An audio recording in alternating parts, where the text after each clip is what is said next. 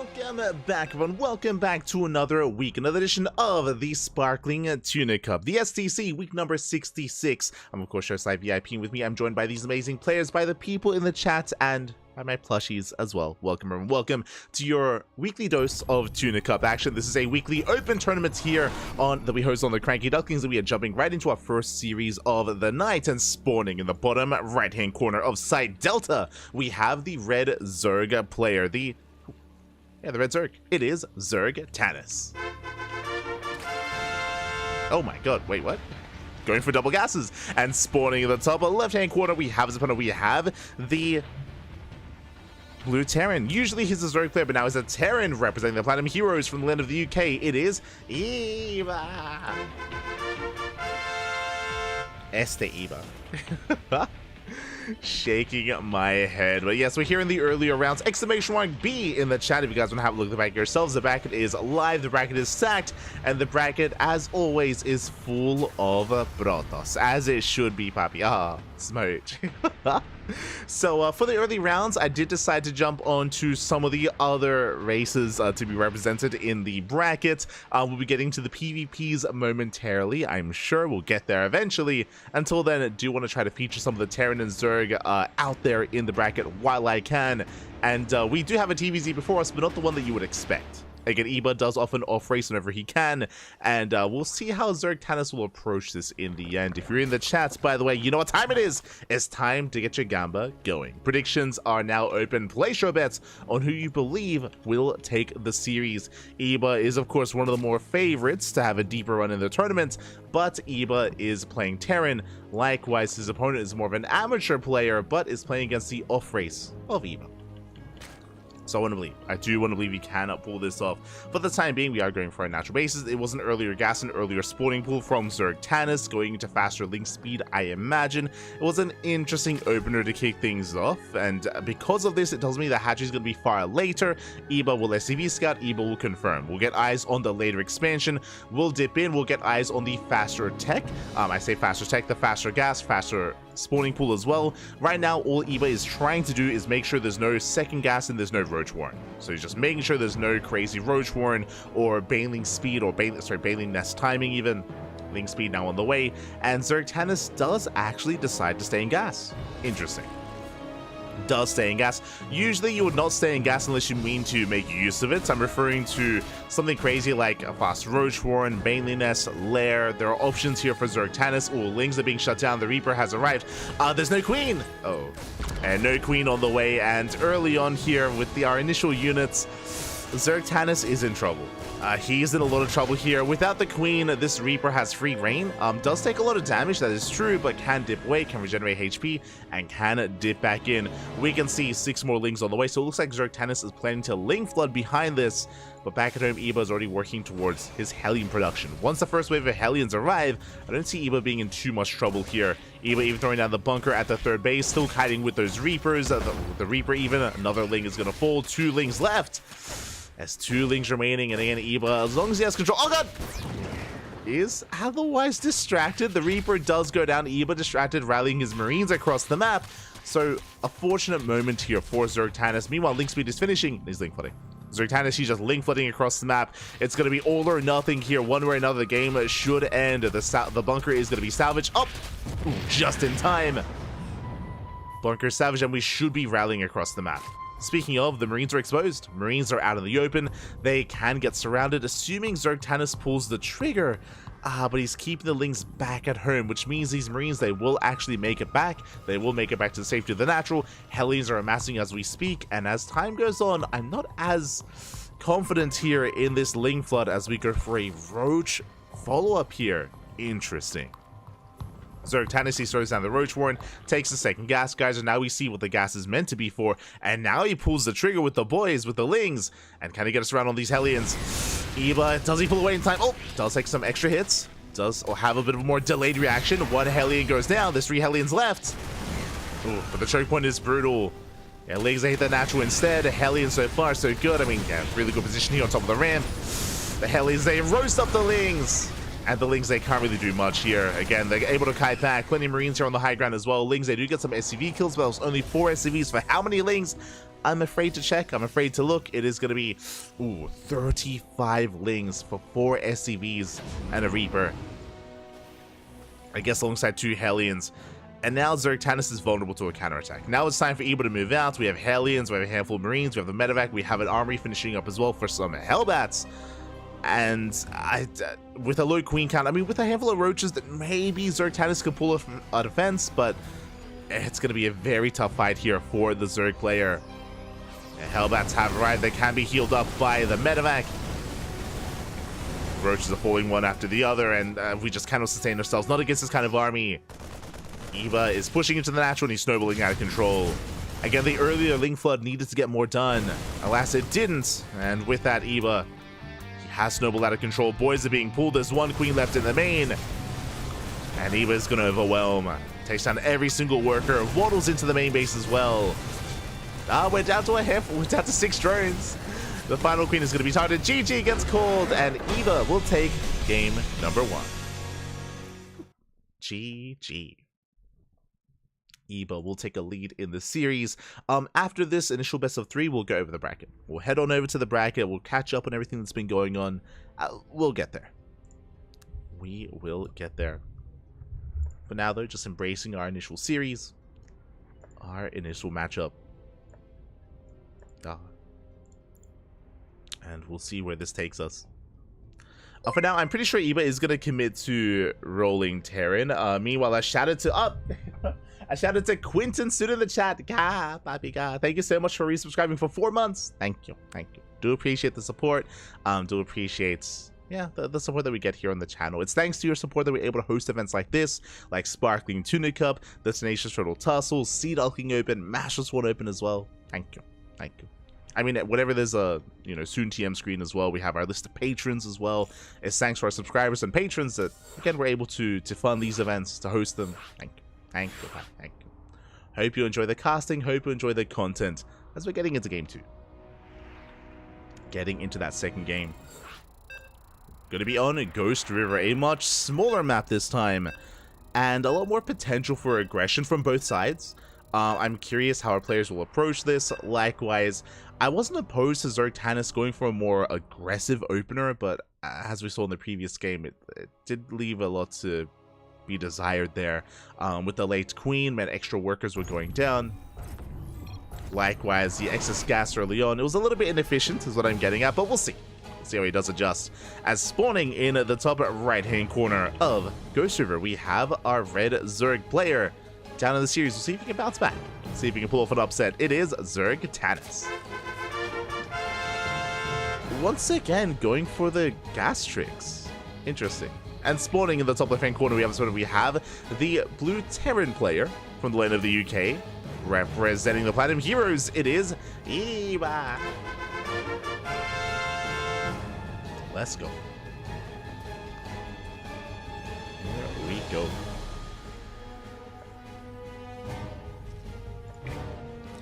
As we are going to be settling in.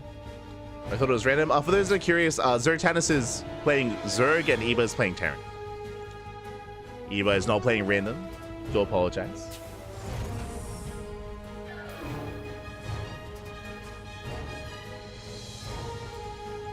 But I will fix that up outside of game.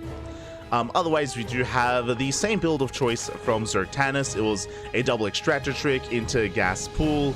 Again, not the most efficient opener, did make excess overlords as well, so is getting into a similar early game state. And once again, I do have to be worried for Zerg Tannis because he makes that extra overlord as well.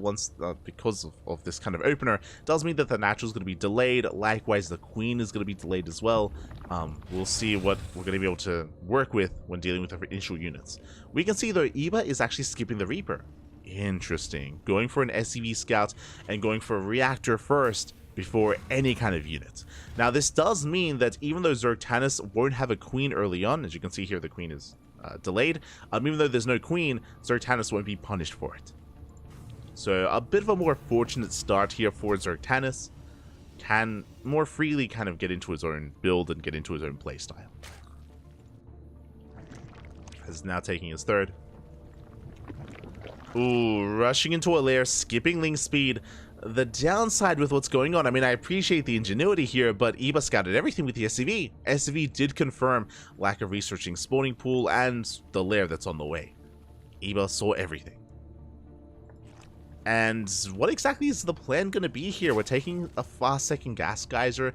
This could be for, okay, I was going to say this could be for, like, I don't know, like a fast roach one into fast roach speed, or like into a Nidus based all in, into drop lord play. The Bailey Nest is throwing me off a little bit. You typically don't need this many gases if you're going into Ling Bane this early on, so an interesting choice here. There's no Overlord in position for Dropper Lords either. You can see that EBA is looking and hunting for Overlords as well, so in case it was Dropper Lord or Nidus play, then the Overlords would be denied. We can see that there are no Overlords though, so I still am not fully aware of what's going on. Now we get into late Ling speed, but again, then what was the fast lair for? So again, mixed signals here by Zergtanis. The fast lair also means delayed queens, which means delayed injects, delayed larva. But I guess the plan overall is to get into Ling Bane and maybe just fast bathing speed, question mark? I guess. Yep, there it is.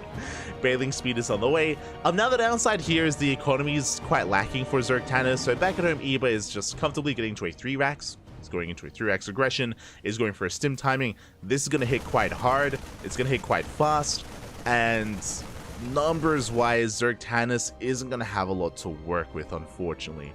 Doesn't really have the economy to sustain like proper army production, bearing in mind that Ling Bane is quite larva-intensive as well, so injects and queens are that much more important when playing Ling Bane, just because you need as much larva as you can get.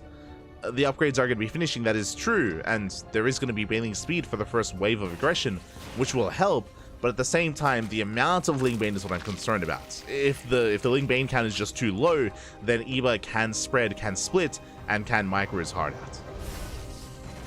And EBA is one of those players that I do kind of favor in that kind of scenario, is known for his, you know, higher APM, is known for his control.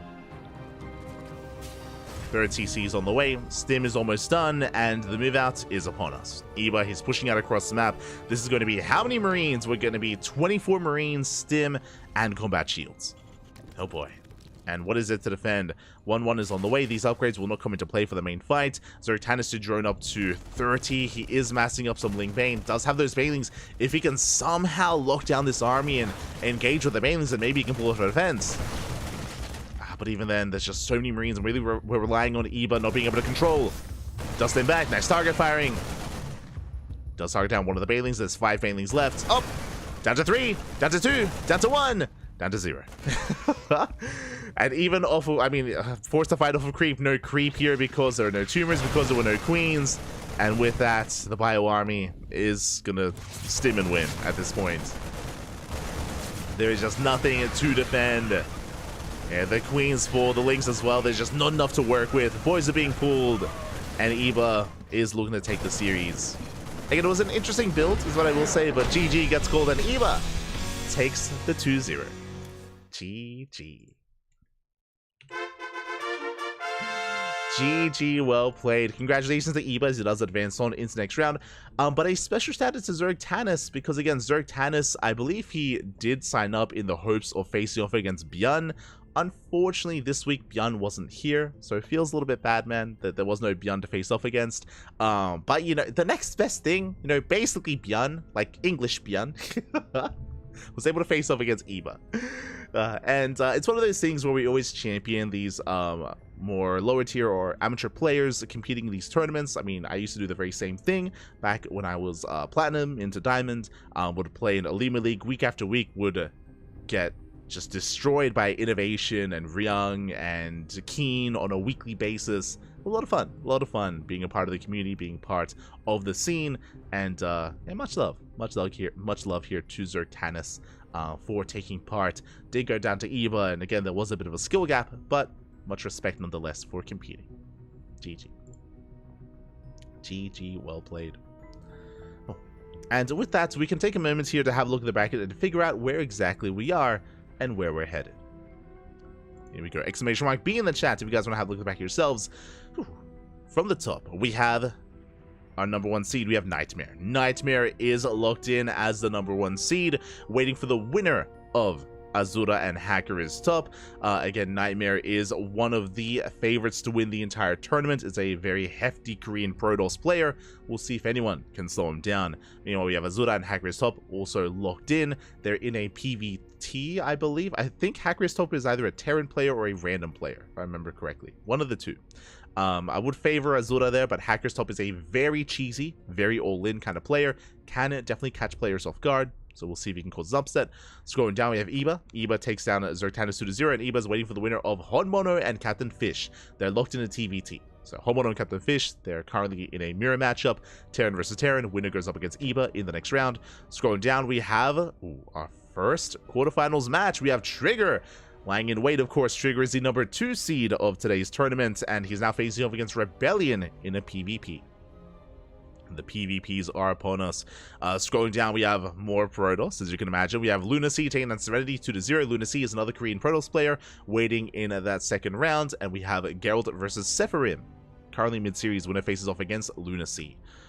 I'll be honest, I do predict non-stop PvPs in the quarterfinals. I mean, there's Trigger, there's Rebellion, there's Geralt, there's Lunacy, there's Nightmare, there's Azura.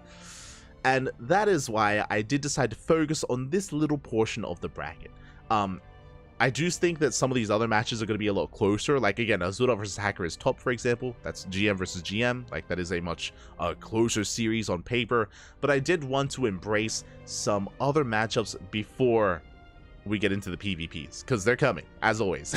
Like this, the sparkling Protoss Cup, happy. It's a sea of Protoss. And we have both Iba and Honmono as the highest rated Terran and Zerg players. Unfortunately, they're going to be facing off and knocking each other out, but that is kind of what I'm at least focusing on, is Honmono and Captain Fish into Iba, then into the semifinals. Not saying that there's anything wrong with some of these other PvPs that are going to be going on. Honestly, Trigger versus Rebellion and potentially Geralt versus Lunacy looks like a lot of fun. I mean, I love me a PvP, don't get me wrong, but I do want to, you know, diversify a little bit while I can. That's usually what I do for these online tournaments. If I see it like if I get eyes on like a sea of mirror matchups, I try to, you know, avoid that for a while before we dive in head first, because we'll get there. If you're a fan of PvP, well, we'll get there, Pap. Don't you worry, we'll get there. Until then, though, we'll try to feature some of these other players. So until then, we are going to be chilling here, waiting for Honmono and Captain Fish to wrap up. They're still currently mid-game. They're still currently mid-series. And we'll be able to jump into that momentarily. Likewise, both semifinals will be casted as a reminder. So once either semis is ready for us, that will be put on hold for us to jump into and for us to embrace. So we'll be able to cover those semis momentarily. When it comes to the other signups here, when it comes to the other race representatives, I mean, usually for Terran, it's players like Nikaract and Björn. They are, as you can see, missing in action. They're MIA. They're not currently here. Likewise, for Zerg representation, players like Wayne, players like Shin. Shin is a reigning Sparkling Tuna Cup champion, but Shin is not here either. I believe Shin is otherwise preoccupied. I believe Shin is playing in the Wardy TV festival in a couple of hours, so it's possible that he doesn't want to, or that he's otherwise busy until then, or he doesn't want to, you know, have like clashing schedules where he has to play in 2 tournaments at once. So as a heads up, I believe because of the Wardy TV festival, our regulars like Shin or Trap as well, I believe they're both playing. I think they're playing against each other actually in the Wardy TV festival. So yeah, that is going to be later on tonight. Where's Wayne? I miss it. True. I miss my Wayne. I miss Wayne as well. You're not wrong. You're not wrong.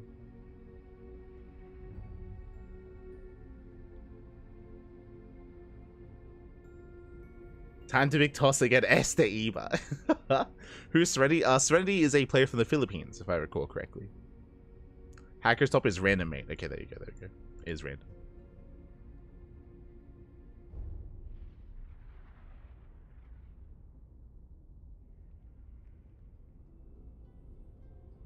We go. But yeah, until then, I guess we have a little bit of downtime. I guess we do have some downtime here. Again, like, technically I could have tried to jump into, like, Trigger versus Rebellion, for example, and some of these other PvPs. But as I mentioned before, I did want to try to hold out and try to jump into some of these other matches, if at all possible.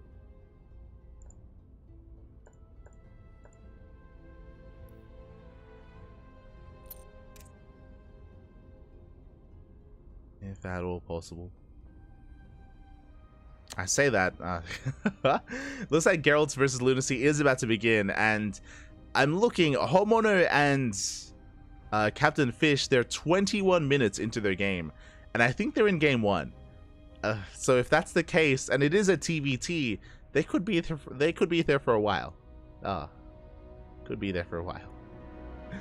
I guess for now we're going to be going into a short break, and when we return we will have our next series. We'll either be trying to wait and jump into Homeowner versus Captain Fish, or we might just switch over to Geralt versus Lunacy, just because they are available to us. And we don't want too much downtime. We'll see. We'll see, we'll see. See you soon after the break.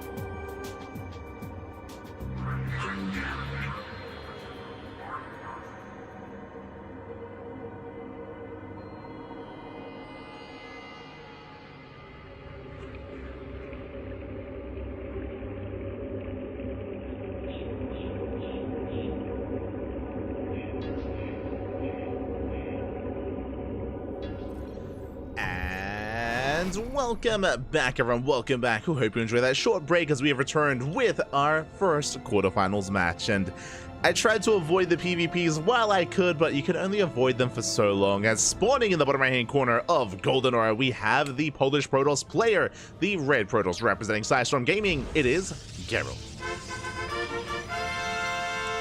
And spawning in the top left-hand corner, we have the South Korean Protoss player, the teal Protoss. It is Lunacy. See someone asking in the chat, what is the skill level here in this tournament? The event is open to all players, open to all regions. It is typically dominated by, of course, pro players, so think 6+K GMs. I mean, players like Björn, players like Shin, players like Trap, players like Nightmare, Geralt, Christianer, Wayne even, Keen at times. Those are the caliber players that at least are the champions, but it's open to all, so even if you're a little bit lower tier yourself, you can of course join, you can take part. can't face off against a player like Lunacy and Geralt yourself. As we're settling in, and if you're in the chat, before I forget, you know what time it is. It's time to get your gamba going. Predictions are now open. Place your bets on who you think will take the series. And Zertanus, exactly. You can be the next Zertanus. That can be you, pal. Can be you. Let's go. As we do have our initial 2-gate openers here all around. 2-gate opener out of Lunacy, 2-gate opener out of Geralt. We do see Lunacy moving out with the initial probe, and I'm curious if he plans on hiding his second pylon. I say that second pylon has been placed, and Geralt does confirm.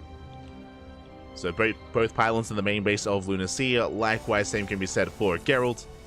Lunacy is being quite suspicious with that probe though, and is looking to maybe proxy his third pylon instead, a much later proxy for Lunacy, and this is a prime location for proxy Stargate. There it is, a pylon has been thrown down, and we'll see if he does commit to the Stargate. If it is the Stargate, it's designed to proxy an Oracle across the map to get into the mineral line and to wreak havoc in that mineral line to get probe kills. See if he does commit. Meanwhile, double Stalker opener out of Geralt. Going to be Stalker Adept from the side of Lunacy.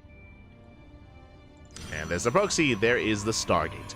Now again, this is a later proxy, so because of that, it is a little bit harder to really distinguish, just because the first two pylons were already thrown down back at home. This is a more inefficient build by Lunacy. You can see he has an abundance of supply to work with. He has 29 out of 47 supply because of the extra pylons. So overall, it is an inefficient build by Lunacy, but because it's inefficient, it can catch your opponent off guard. Can work that much better, and you can mind game your opponent instead, as Geralt does move out with his first two Stalkers. No others behind this. Expansion has been taken, is scattered by Geralt, but the Oracle is on the way, and Geralt is none the wiser. Does have his own Stargate in production. Lunacy unable to scout yet. Stalkers are clashing, Geralt being forced away. Shout out to the Tuna. It's beautiful.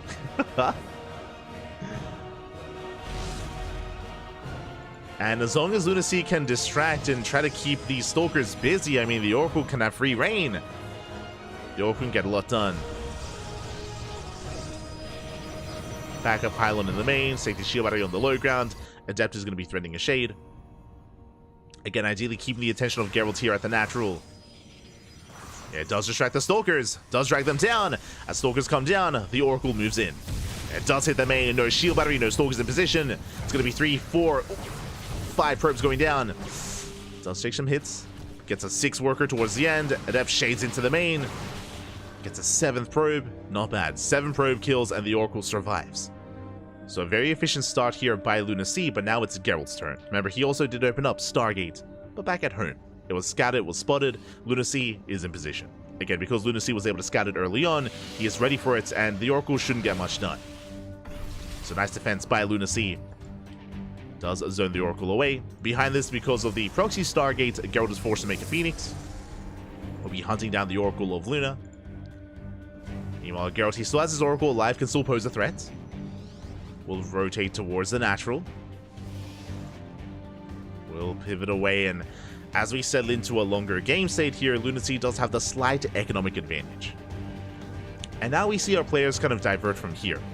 Because it was the initial Stargater, we have a Robo follow-up. Geralt, he's going to be embracing a more robust, a more immortal-heavy composition. Meanwhile, Lunacy rushing into faster Blink. The way this works here is that Lunacy will have a more mobile army, can try to dip in, can try to threaten a Blink into the main, can threaten the third base, can pick away at the units and try to out-control and out-position Geralt. Meanwhile, in a head-on fight with a heavier immortal count, I would kind of favor Geralt in a head-to-head battle, assuming he continues immortals.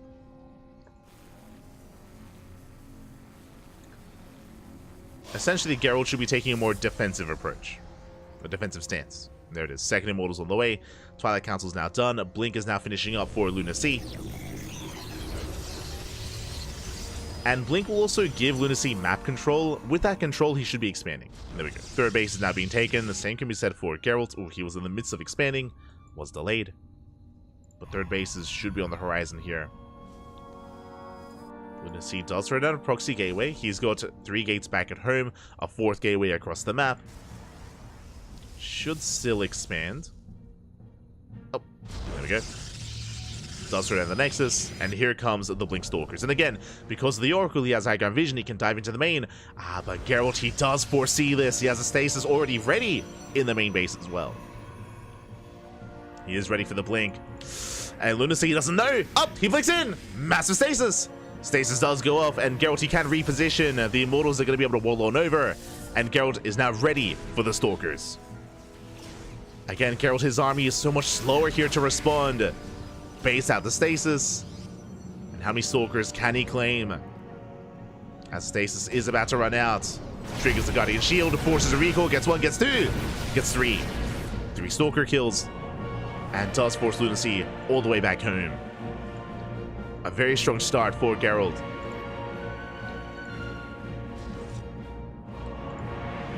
Shuts down the Stalkers. Just chip away at the overall Stalker counts. We can see Lunacy now rotating, moving towards the third. Likewise, shield battery's almost done, and Geralt is in position. He's more or less ready for this. See Lunacy trying to snipe those sentries. Oh.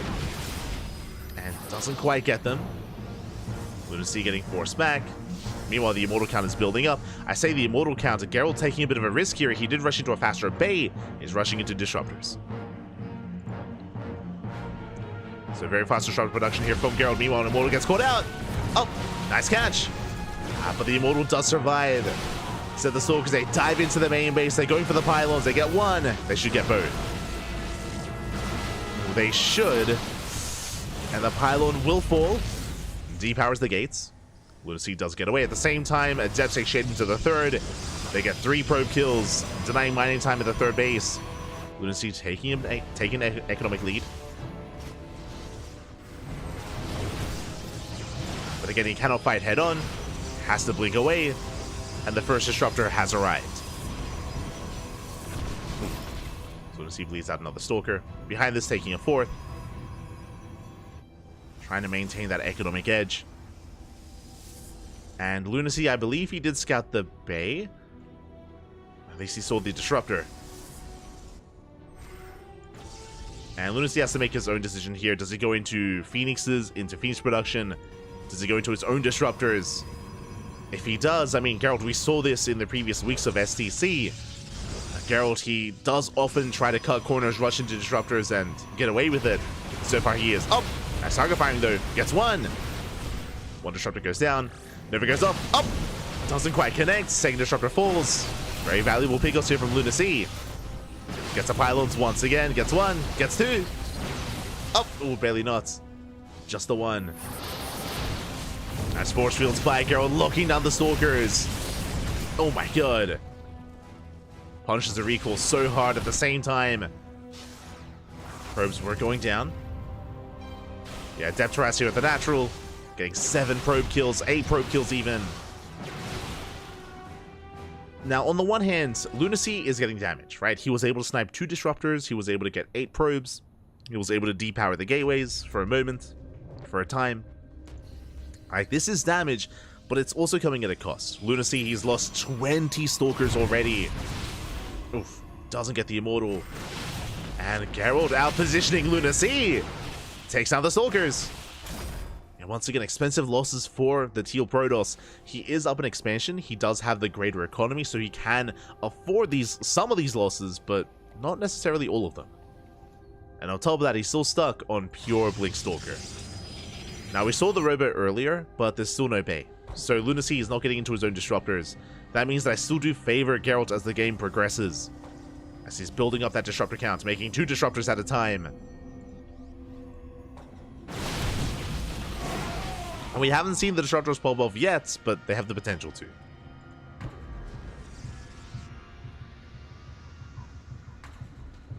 As Lunacy going for the gold. Let's go. Does head towards the gold base. Lunacy pushing towards that third. But likewise getting caught out. Lunacy does have to retreat. Pushes the gateway on the way. Dark Shrine in production as well.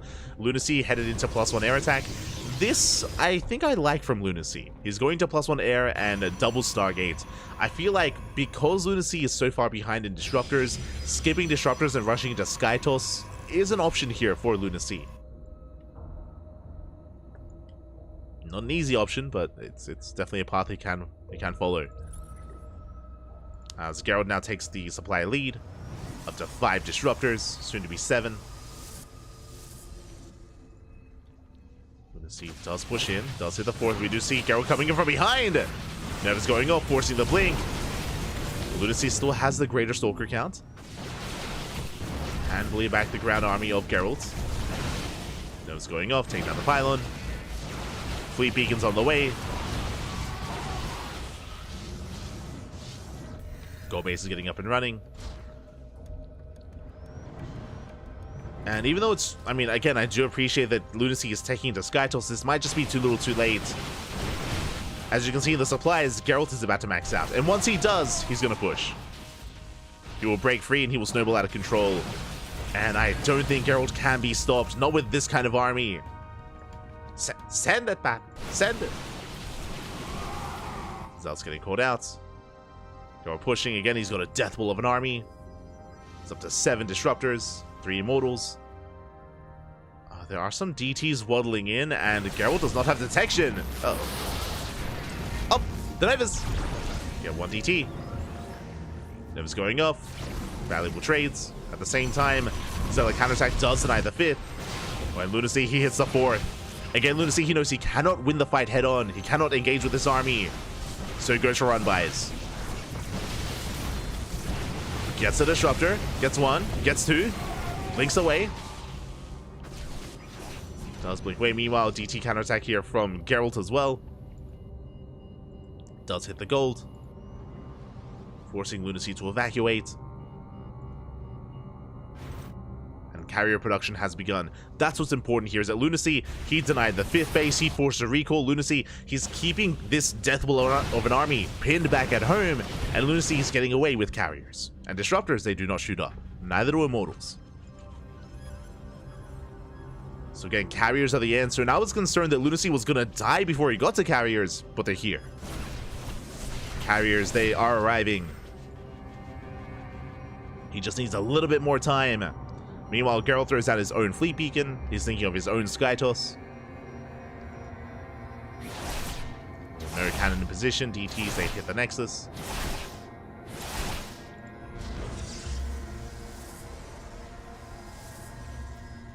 So Lunacy rotating. Meanwhile, Geralt, he's taking a more defensive stance back at home. He's turtling up.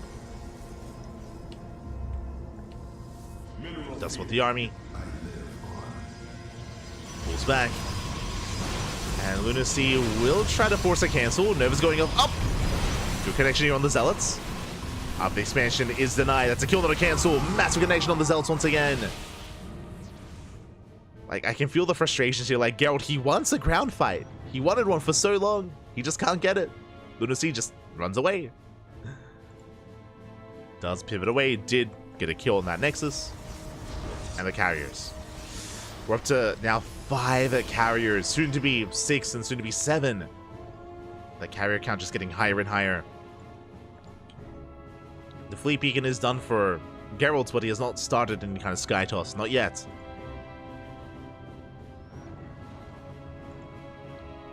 Geralt is not ready for this. He does rotate. We're going to see bleeding out some more Stalkers.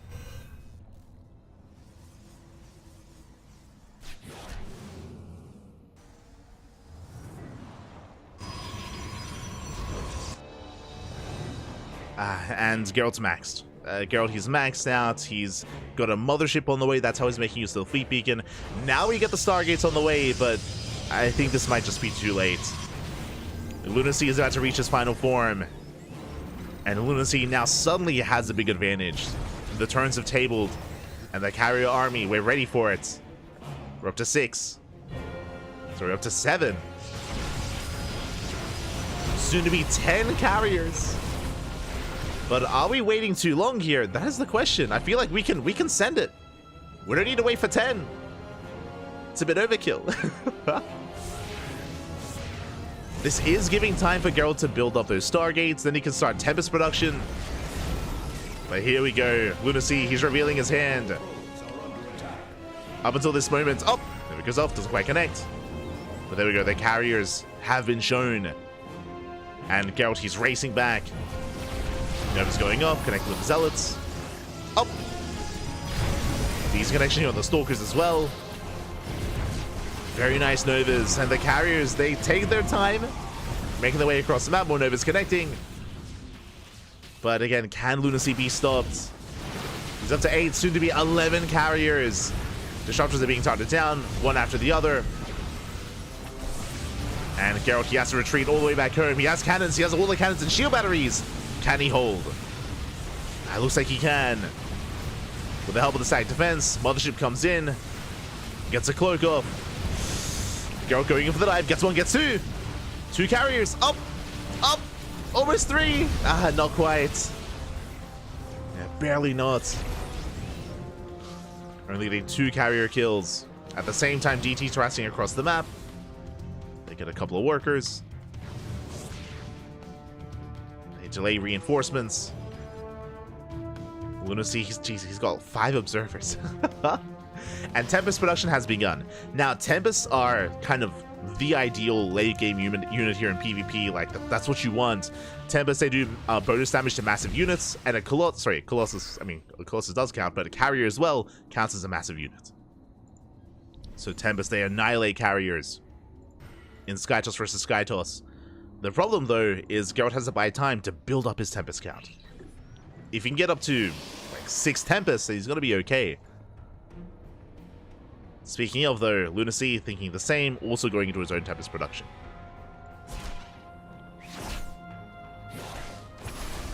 So Skytoss is underway. Lunacy had momentum, but as we saw, he did not break the expansion. He did not get the base. So Geralt, he still was able to maintain himself. Getting another expansion. 6 base versus 6 base. I mean, Lunacy still has a faster sig, but has been more wasteful with his army. Has lost a lot of Stalkers over the course of this game. Geralt has been more efficient. And that's why Geralt has a bank and Lunacy does not, despite the better economy Lunacy has for so long. It's crazy. Like, Lunacy was pretty all in with this. Like, he ideally had to end the game with these carriers. He still has not. But Geralt's out of position. Heavily out of position. Gateways are going down. Can he claim the expansion? Yeah, the Nexus should fall as well. Geralt coming in from behind. Lunacy has to respect it, has to back up. And can Geralt get a carrier? Up! Couple more shots. He gets one. Gets one carrier. He wants more. Geralt's still on the chase. Same time, DT counterattack. Another carrier goes down. And another. Is that 3 carriers falling? And once again, very efficient trades by Geralt. You can see the Tempest just bully back the carriers. Carriers, they just cannot touch this kind of army. Next is gonna fall. Lunacy making another carrier instead of Tempest. A bit of an odd choice. He's only got a handful of Tempest. Lunacy moving out. He's on 4 Tempest. Oh. Does try to target them down. Never so can connect. But Geralt did get the revelation. Again, Oracles, they play such an important part in this PvP. Just because, of course, Tempest, they can shoot further they can see. So Revelations are that much more important. To help support the Tempest. Ooh, speaking of, a massive pickup. Another carrier falls. Just every time Geralt pokes in, he gets 1, 2, 3 carriers.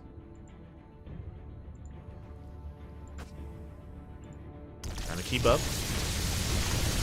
Where's the ground army? Tempest falls to Geralt. Nova's going up. Looks like they will connect. And massive connections on the Stalkers. Lunacy will not be able to get on top of this. Geralt gets away. And Geralt, he denies the gold. DT run by at the natural. Depowering the Robo, getting a kill as well. I believe that is the only Robo. Robo does go down. Geralt recalling back home, getting top right. When it comes to the Tempest count, we have 7-5. Tempest count is quite close, is what I will say. Quite comparable between the players. The bank is something to bear in mind. Observer goes down. Oh, sorry, Oracle goes down. Lunacy rotating towards the north. There is a line of cannons here designed to buy time. And Geralt's out of position. Did not spot the army. So it's going to take a while, and it looks like he will lose control of this expansion. Geralt heavily out of position. Nexus goes down. The cannons, the shield batteries. And can Geralt punish this? Not quite. Lunacy gets away in time. Again, this is the downside for both armies, is that they're so slow. They're so immobile. If you're ever out of position, that's the death of a base. Speaking of, likewise, the gold was denied as well. You can see Lunacy rotating towards the south. You can see Geralt posturing towards the north. Another Zealot run by, it will force a cancel.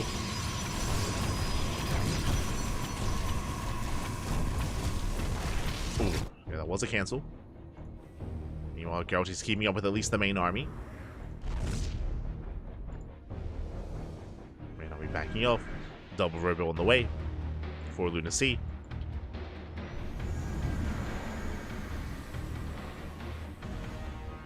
Revelation coming in, does miss the army. For now, at least.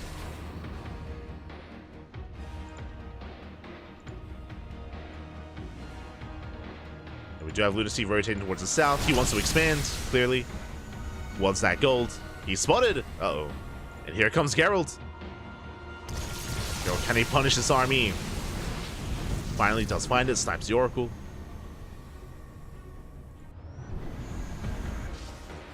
Geralt this time is keeping up.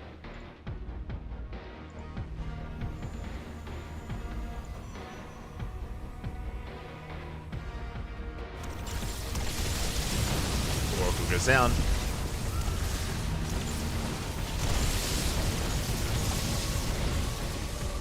The Tempest shots are brutal. No, he wants one! It's a Tempest. Geralt gets the Mothership as well. Minus 300, minus 300. Oh my god, and the Carrier! 3 for 1. So nice pickups. 3 for 2 even. Lunacy lost a Carrier, a Tempest, and a Mothership. Meanwhile, Geralt lost 2 Carriers. Sorry, 2 Tempest. But he's rebuilding, remaxing with more Tempest. Lunacy still on a lower Tempest count. That I'm still not so sure of. He is taking bottom left, and Geralt he did not deny. Uh-oh. He didn't deny the gold. And Lunacy will be able to deny the northern expansion. At least he's trying to.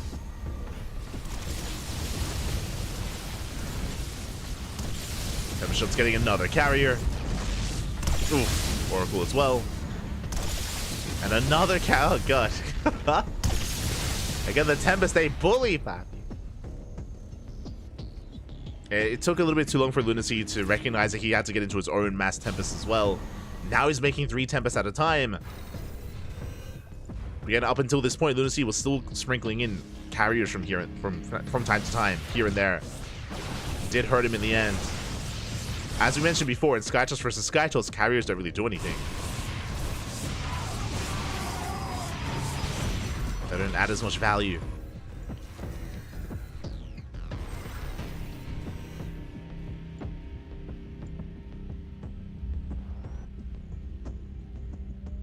Lunacy does rotate. Now, at least Lunacy does have the gold. He claims the gold for himself. A very valuable expansion. So Lunacy can catch up when it comes to the bank. At the same time, Geralt's still now taking top right. Lunacy double expanding. Bold move. Bold move by Lunacy. Because he's taking this expansion, he does need to claim this Nexus as well. Just to give himself some breathing room. He has arrived. Geralt forced to rotate, forced to respond.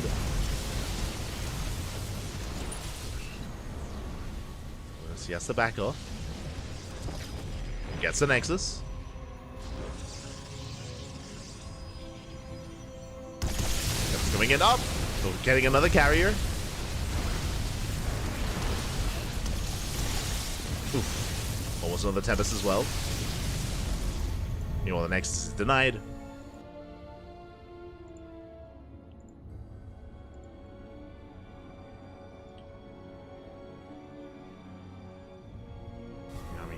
Has to get out. Has to pull away.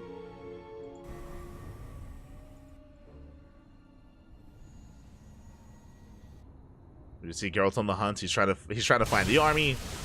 Lucy going to top right. We do have the recall. Army does recall over. Geralt in position, coming in for the surround. He's coming in for a flank, and he's forcing Lunacy back and taking more shots.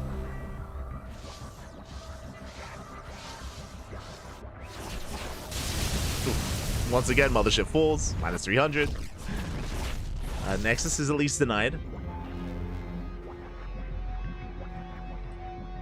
Lunacy building up his Tempest count up to 11.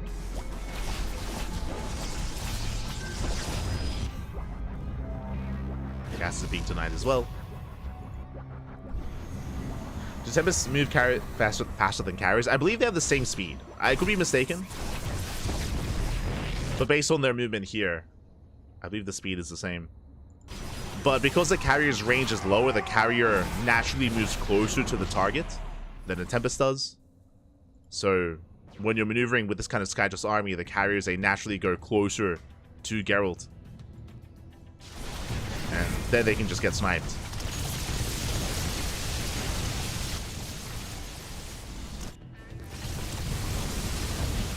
But we can double check.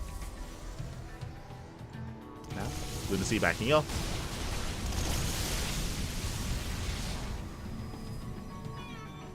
Oh. Tempest. Ooh. Two face off. Lunacy losing another. We do have some shield batteries, so once again another carrier falls.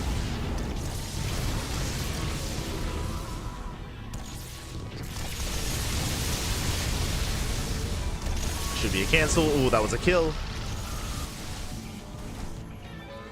And Lunacy going to be recalling towards the north instead. Bold move. Rushing towards top right. Recall is currently not available for Geralt, so what does he go for? Does he respond? Does he bait? Oh, he does have the recall! The Mothership recall! Mothership was in position! Let's go! Mothership was ready for this. The defensive recall. Geralt, he keeps up. He forces another recall. Likewise, a Mothership recall here from Geralt. The recall on recall. Let's go! Does hit the south. Geralt trying to keep up. Does somewhat recall a couple of Tempests back home in time. That was a base recall. Now everyone's recalls on cooldown. Both Nexus recalls and Motherships. But again, Lunacy's just getting bullied back. Yeah, the flank comes in. Side defense is on the way. Lunacy's running out of resources, running out of minerals. And how many Tempests? 14. 14 Tempests for Geralt. Gets the base. Will bleed out a Tempest as a result. Does get the Nexus. Tempest count is actually quite close. Geralt did take some extra shots. And again, now Lunacy's gotten rid of most of his carriers. Only one carrier left, replacing with mainly just pure Tempest, which is what he wanted. What he needed for so long. But as Lunacy's distracted by the DTs, Geralt comes in. Ooh. Leading out a free Tempest. Again, these DTs are just buying so much time. They get eyes on the rotation. Geralt, he sees, he knows. Still just cleaning this up. Does he have a recall? He does not.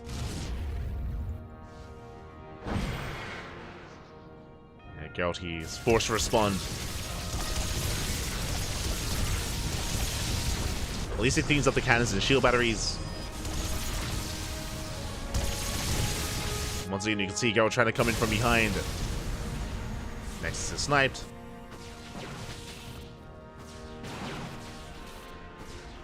Geralt trying to pin Lunacy down. Does force a recall, bleeds out another Tempest. Ooh, and another. And another! Oh, 3 Tempests go down! And brutal losses for Lunacy. Boys being pulled away. Geralt, he can just keep going.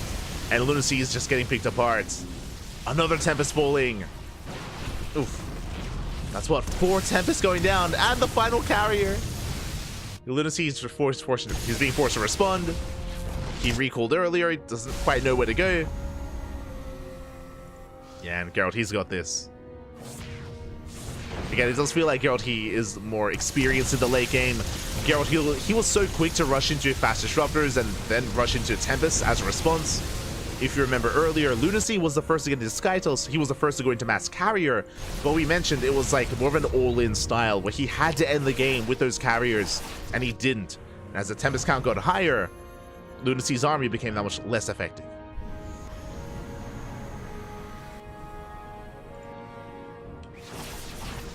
Ooh, as there is no detection, there we go. DT's getting cleaned up. I believe the mothership went top right. Oh, never mind. Mothership is with the main army. Once again, another pseudo base trade. Lunacy going top right. Geralt going bottom left. The most important mining bases for both players are gonna fall. And recall is not available for Geralt. Trading a base for a base.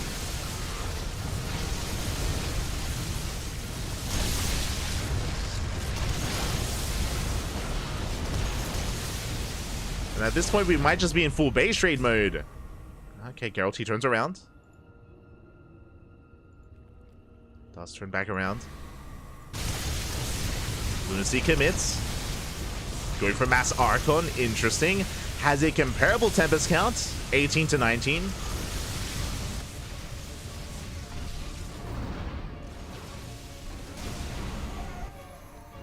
You see Lunacy recall away. Does recall to the main, interesting. Revelation does show that. You know, Geralt expanding towards the south. Revelation does run out. But Geralt is aware. He's getting ready. Lunacy long distance mining. So is Geralt.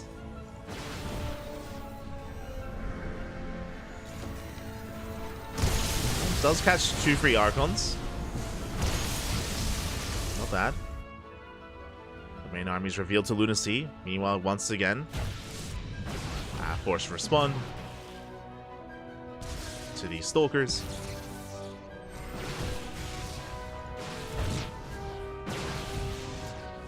Geralt getting a lot of value here, getting 9 probes. Blinking away. Pushing back in.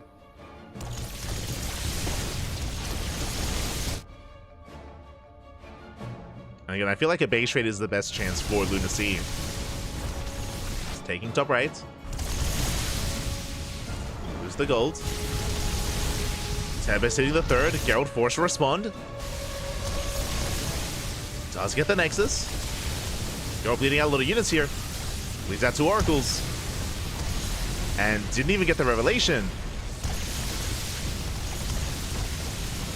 More cannons being cleaned up, more shield batteries. He does catch a Tempest. There's another recall. It does recall to the mothership behind the main army, going for the fresh mining base. Lunacy, he's popping up. Going for the Nexus. Nexus is going to go down. Again, just outmaneuvering Geralt. But can Lunacy get away? That was the mothership recall that he just used. Oof. Oh god. But he's taking so many Tempest shots to the face. Again, he cannot fight head on. Lunacy backing off. Down to 13 Tempest. Oh, he cannot take this fight. Not like this. Get some Mothership at least. Nervous connecting with the Archons. Archons go down. Oh, and Lunacy, his Tempest counter just crumbles. Again, he was avoiding the main fight for so long. He can't take it.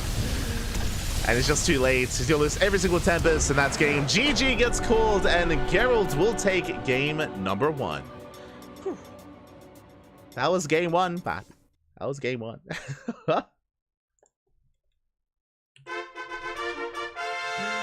GG, well played. Geralt will take it again. Geralt did feel like he had just a better understanding about where the game was headed. He was very late game oriented, referring to the initial rush into disruptors and then the response into mass tempest. As we mentioned before, Lunacy definitely had his own moments and he had his own momentum, and the strongest part I feel for Lunacy was when he reached, if you remember, he had, I want to say 10 or 11 carriers. Remember, he built up, he successfully hid and built up towards 10 carriers, and then he moved out for a massive counterattack and he had to end the game. It felt like he had to end the game then and there, and he didn't. Geralt was able to buy some time. He was able to pull off a defense with his stack defense, with his cannons, with his shield batteries, and then Geralt was able to build up his own Tempest count. And we saw that as Geralt was building up Tempest, Lunacy was still stuck on carrier. He was building more and more carriers behind it for a little bit too long. By the time he realized that Geralt had committed into Tempest, it was a little bit too late. It was behind in the Tempest count overall, behind in the just kind of army composition. GG. GG, well played. Geralt does take a lead, and now we're getting into game number 2. Whew. GG. Oh my god. It was intense, Pappy. It was intense. Very intense. I mean, shout out to Lunacy because it's not as clear a cut. Even though Lunacy could never fight Geralt head on, he was doing a really good job at just rotating, right? I think someone in the chat mentioned earlier, but the constant recalls. We had constant recalls, constant repositioning, and Geralt did have a hard time keeping up with Lunacy's army movement. Because of that, Lunacy was able to hold his own, was able to snipe base after base. I do think that his best chance to win the game was a base trade overall and trying to kill all the buildings and cripple the economy. As we saw, though, in the end, if the armies ever did clash, Geralt will take it. He would take that fight and win from there. It was a fight that Lunacy had to avoid, and he did for quite some time, but couldn't avoid it forever. Could not avoid it forever, and here we go. We're getting into game number 2, and spawning in the bottom left-hand corner of Alkione, we have the Polish Protoss player, the Red Protoss, representing Psystorm Gaming. It is Geralt. And spawning in the top right-hand corner, we have his opponent. We have the South Korean Protoss player, the Teal Protoss, representing himself, currently teamless. It is Lunacy. Let's go.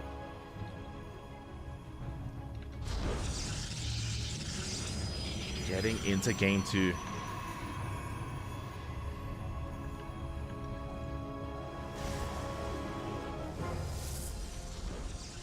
We'll see how our players do approach this.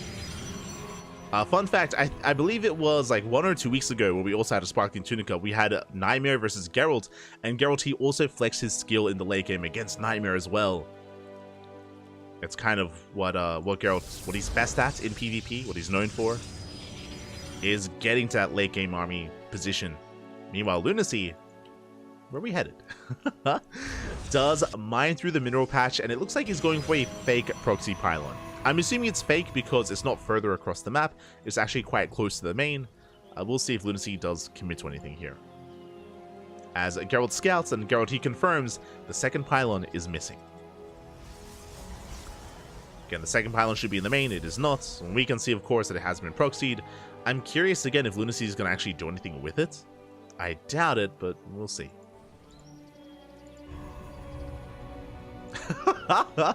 As Geralt, he does lock down 2 of those probes. This is Geralt's pylon, by the way, and you can see here these 2 workers are pinned in between. Oh, he lets it finish. There are 2 probes that are stuck here between the pylon and the minerals. They have been just locked down, and Geralt being as annoying as possible, even tasing away at the probes. Meanwhile, Lunacy, ooh, proxy Twilight Council. You don't proxy a Twilight Council unless you mean to make use of it, and I'm feeling DTs.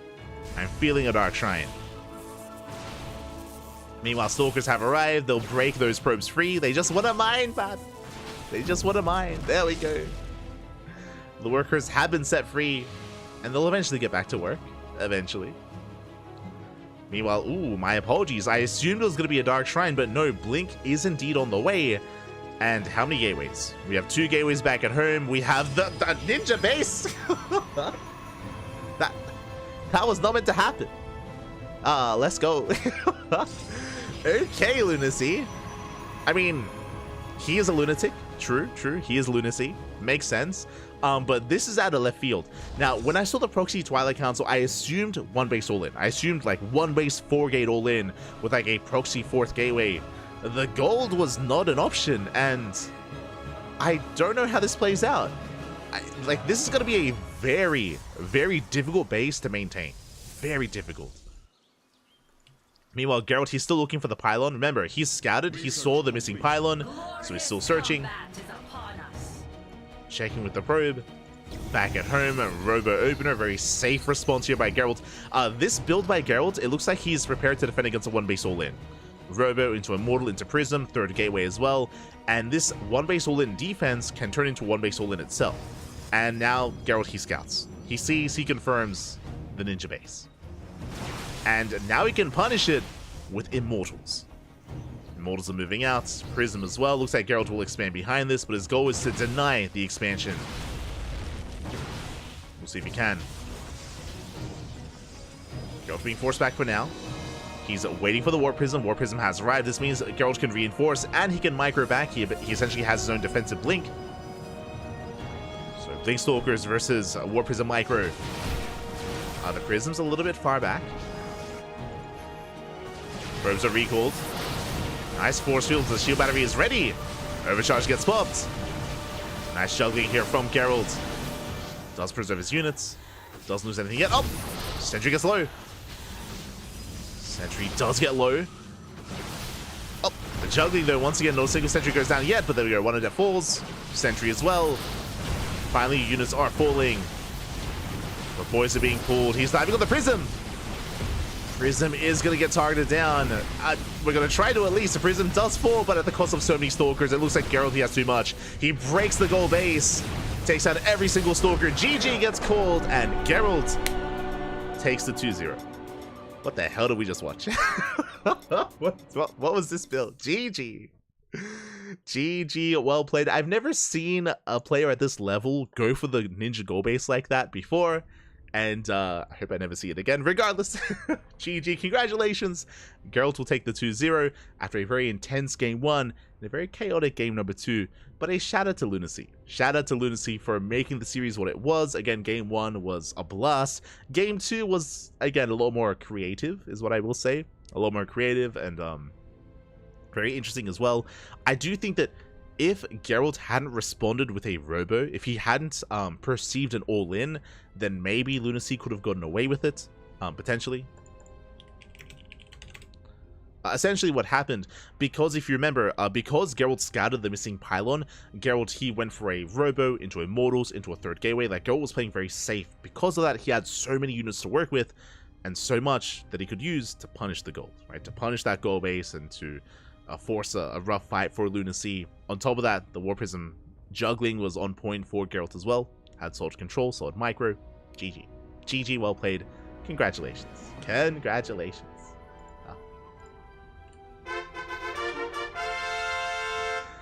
And with that, Geralt will advance on to the semis. To the semifinals. And let's have a look at the bracket ourselves to figure out where exactly we are and where we're headed. Is the pylon in the middle line worth it? If you're referring to locking down those 2 probes, that's a good question. Because it does a lot, right? It locks down 2 workers, it forces inefficient mining on that early on. On top of that, it forces the initial units to reveal themselves and to, you know, be forced to focus on the pylon as well. I actually don't know. I don't know the math on that. I'm unfamiliar if it's worth it or not. Maybe Geralt has a better idea. I'm sure he does. That is a good question, though. Question that I don't feel confident answering. As we are getting ready for our semis, here we go. We have Trigger. Trigger takes down Rebellion 2-0. It's facing off against Geralt in the lower semifinals.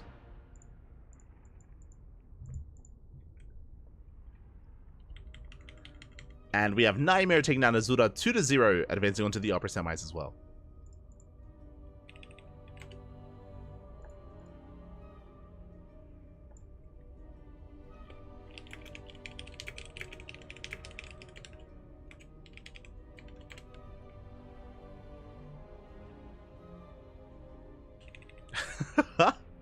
Sorry, I'm just messaging some of the players. We do have Iba versus Honmono. Iba versus Honmono is currently mid-series. As you can see, they're currently in Game 3. I would have loved to have casted them, but it took a little bit too long for them to actually start things and to get things going. So I do apologize for missing out on Iba versus Honmono. I'm getting some updates though. Apparently, Game 1, Honmono proxy raxed, and Game 2, he went for a one base all-in, I think. Oh god. Oh god. There's a lot going on. Apparently. Very chaotic, very chaotic. So best of luck to Iba and Honmono for the non-Protoss representative in the semis. We, meanwhile, are following Geralt into Trigger. The PvPs continue. And the PvPs do continue.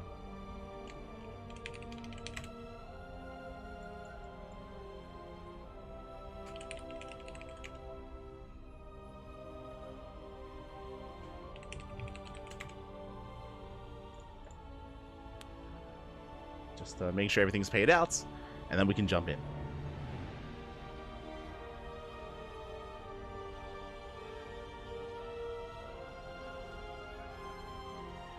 Meanwhile, it looks like our players, they need a break, and I don't blame them. It looks like Geralt, he needs a moment, and likewise, Trigger is preparing as well. So we're going to be going on a short break here, just a couple of minutes, and when we return, we should have our next series. We should have the lower semis. So that's going to be coming up next here on the channel. And then we'll be, after the lower semifinals, jumping into the upper semis thereafter. Into the grand finals, so 3 series remaining. Until then, we're going to be going on that short break. See you guys in a couple of minutes. Take this moment to get some snacks, get some water, go to the bathroom, drain your disruptors, tuck in your Tempest, massage your Marines, and we'll be back soon with the semis. See you then.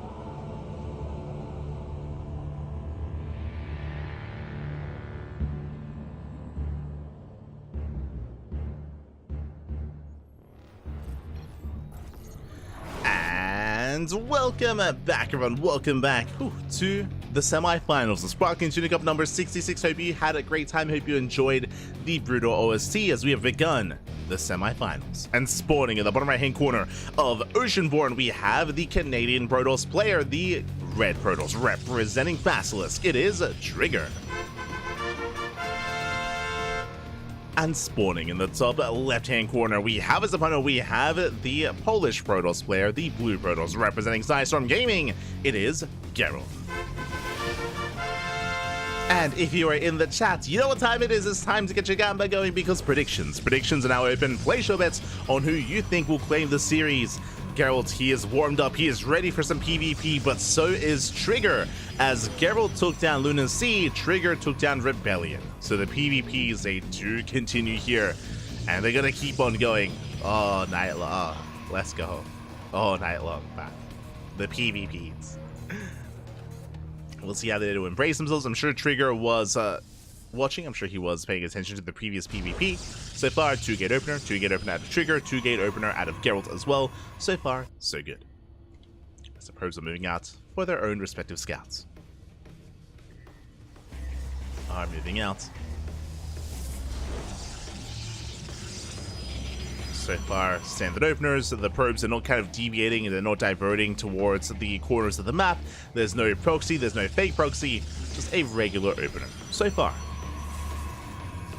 everything is looking as it should. As probe scouts are coming in, and both players confirmed that the second pylon is in the main and that it is not being proxied. So after a very chaotic series that we just had with Lunar Sea, we can now take a moment to breathe, take a moment to just calm things down, and have more civilized beginnings here in this PvP instead, in the semis. It is going to be Stalker Sentry from Trigger. This is as standard as standard can be, or as macro as macro can be. Geralt does open up double Stalker though. This is a more aggressive start from our Polish Protoss player. With this, he can gain map control. He can follow it up with a third and fourth Stalker and move out across the map. Trigger comes in with the pylon block to delay the expansion. And again, with the Stalker Sentry opener, Trigger will have the added advantage of an earlier scout with a hallucination. As the pylon will confirm. You have the pylon finishing up across the map, Stalkers are spotted, and both players are aware of their starting units. Geralt has the added benefit of being able to cancel the pylon. Trigger's pylon is going to be killed, and both players should be expanding. Trigger taking the slightly faster Nexus, Geralt slightly later. We do see that Trigger, I believe, did follow up with additional sentries, additional stalkers. Here comes that hallucination scout. Again, the power of a sentry-based opener is that you're able to scout and confirm if there's any missing tech, or especially what tech your opponent has gone for. Stargate, Robo, or Twilight Council. So Trigger will see all, he will know all. Meanwhile, we do see Geralt moving out with a more aggressive start, double Stalker into double Adept. The purpose of this Adept is to potentially shade past the army and shade into the main. Stalkers are revealed. Shield battery is already done. Very safe setup here by Trigger. In general, like Trigger is going for just really safe play with all the sentries, with the shield battery as well. Soon to be an overcharge. Adepts are shading into the main, and there's no wall up. Does force field, does catch one Adept, but alas, not quite in position. Adepts, they get into the main, they get a full scout, they get probe kills. Probes are going down, 3 probes already. And 3 probe kills, getting a 4th probe as well. And Geralt, he's not done. Behind this, going for a proxy Dark Shrine. Oh boy. He's going for the proxy. Now, Trigger did scout earlier. He was able to get eyes on the tech. He saw the Twilight Council, and if he even sees it now, he will see it researching, but little does he know that there's layers here to this build. DT's Invisible Man is on the way, and if Trigger does not get detection, the game can and will just end. It is a dynamic in PvP, but it is not uncommon for players to delay their robos for a little bit longer. This could be 2-gate into a it's 2-gate into a third. What does this mean? 0 detection. 0 detection. We're being a little bit too greedy here, and the greed is about to be punished. Trigger is moving out, going for his own counterattack. Can threaten the natural. Blink is not done from either player, so force fields are ideal. They can slice the army up. Dark Shrine is finishing though. Not like this. Protoss players, look away. Look away, Bobby. And again, this happens to the best Protoss players in the world. We've seen this happen to Max Packs, we've seen it happen to Hero, we've seen it happen to Classic, where if a player goes proxy DTs and if there is zero detection, it's just over. Smurge. Okay, there is a Robo on the way. If Geralt targets the Robo, then he will just win the game. That's the reality here. As the Robo is still in production. DTs are waddling in. Trigger, he may catch the Shimmer here on those Dark Templar. Yeah, he does spot them. Does pull away. Robo's, yeah, in production. DTs, they just go for the mineral lines. He goes for the Robo. Oh, nice save. The force field. Can he save the Robo? Can he save it? Damage is being done. Second Robo's on the way in the main. Eventually, Trigger, he will get detection. Until then, though, the Invisible Man, they're getting damage. DT busts into the main. Probes are falling. Main army hits the third. Oh, and this still just might be too much damage, to be honest. Like, it's really cool to see that there is a second Robo and the Observer is in production, but this is going to be 8 probe kills. A lot of damage being dealt. And in a mirror matchup specifically, this is brutal. 12 probe kills. 13. 14. 14 workers go down. Trigger will defend, but this is where we look at the worker counts. This is where Geralt, he's on 3 bases on 51 probes, and Trigger is down to 37. Didn't completely die, but did take some crippling damage. And right now, the pressure is on Trigger to bounce back. And again, in a mirror matchup, it's a little bit harder to do so because you have the same tools as your opponent. It's going to be on Trigger to outposition Geralt and to somehow get some counter damage. You can do so in a couple of different ways. You can do so with Blink Stalkers, you can do so with Adepts, like warping in a handful of Adepts and getting them across the map. Can put in a lot of work.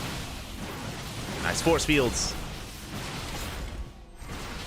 And Trigger trading okay. Going blow for blow, building on more Immortals.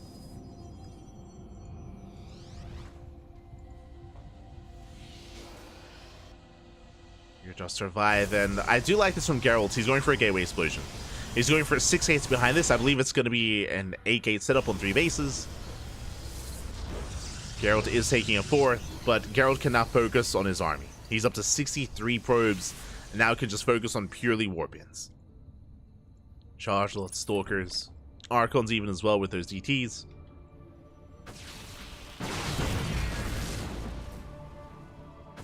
And it is just going to be a numbers game at this point. Where with a greater economy, Geralt can overwhelm with a larger army.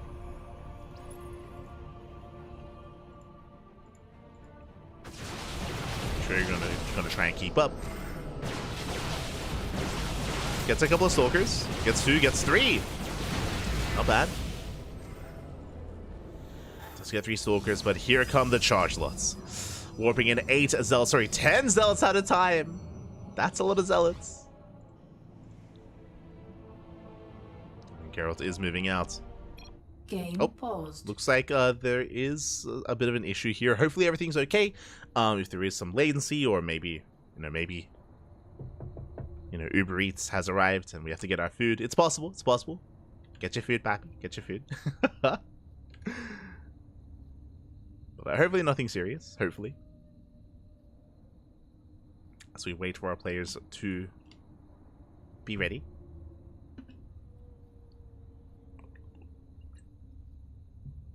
Again, sometimes things do occur outside of the game, but it looks like our players are ready to dive back in. Game resumed. Here we go. Geralt does rotate in between. Heads for the natural.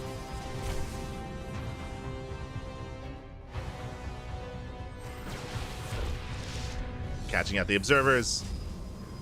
And this is going to be a tough defense for Trigger. He does have a shield, but he does have an overcharge. Can he pull off the defense? Oh, the force fields, they lock down the Immortals. We dive on the shield battery. There is no overcharge. Not this time. GG gets called, and Geralt will take game number 1. GG. We get a very clean follow-up out of Geralt after a very successful proxy Dark Shrine. The DTs may not have straight up ended the game, but they kind of led. They paved the road for Geralt to walk to kind of claim the win in the end there. They did some crippling damage. They got so many worker kills. They sniped pylons. They delayed any kind of aggression to move out of Trigger. The DTs were the MVPs there for Geralt. And with that, Geralt takes a lead. And now we're jumping into game number 2. Ooh, and we're going to be loading into Dynasty, one of the more vetoed maps in the map pool. We don't often get to see PvPs on Dynasty, so I'm curious. I'm excited. Let's go. Let us go. Alright, jumping in.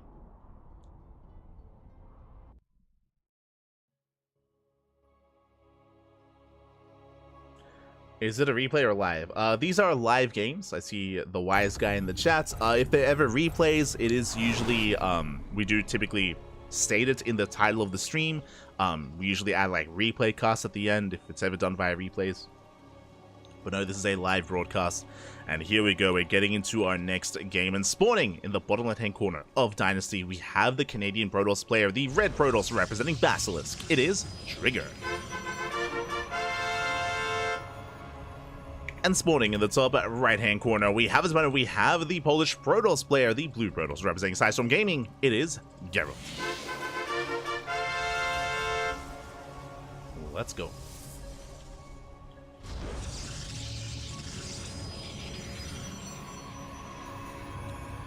Now, one of the big reasons why this map is often vetoed, I mean in general, not just in this matchup, is the gold base. There is a pocket gold that you can try to take advantage of. That is not the case in PvP. This base typically cannot be expanded to until you take it as a 3rd or a 4th, until you get map control. The reason for this is because this base can be abused by range-based units like Adepts, Sentries, Stalkers. Almost every Protoss unit can abuse this position. So because of that, usually players, they avoid the gold for a little bit longer. Oh, I say that. Trigger, he's crazy. He's going for the gold. Trigger, he sends out the probe, and he will go for the gold base. Bold move by Trigger. And Geralt behind this, going for a standard 2-gate opener. Trigger, he's going for a gate expand. Oh, this is as greedy of his opener as you can go for. Trigger, he delays the second gateway. He delays the Cyber Core, and he skips the second gateway. And this is greedier than what Max Pax goes for example. So this is just hyper greed from Trigger. Will he get away with it? We can see that Geralt, he's blocking a base that isn't even being taken. So Geralt throws in the pylon, trying to get read what's going on. Throws out another pylon as well, dips into the main, and now he knows. Now he sees the lack of gateway, and now he will confirm the gold. And the pressure is now suddenly on a Geralt to punish this. The pressure is on. Double Stalker opener from our blue Protoss.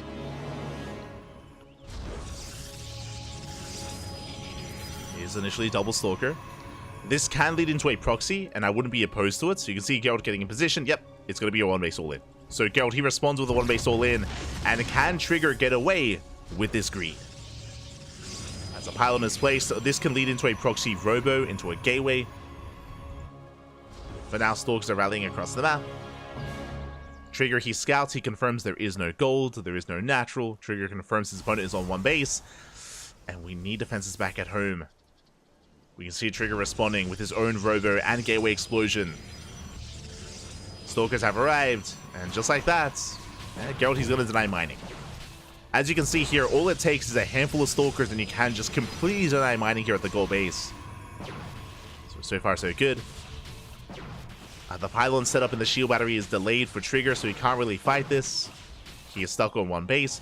Now, to be fair, so is Geralt. Like, Geralt is also 1 basing, so because of that, the economies are quite similar.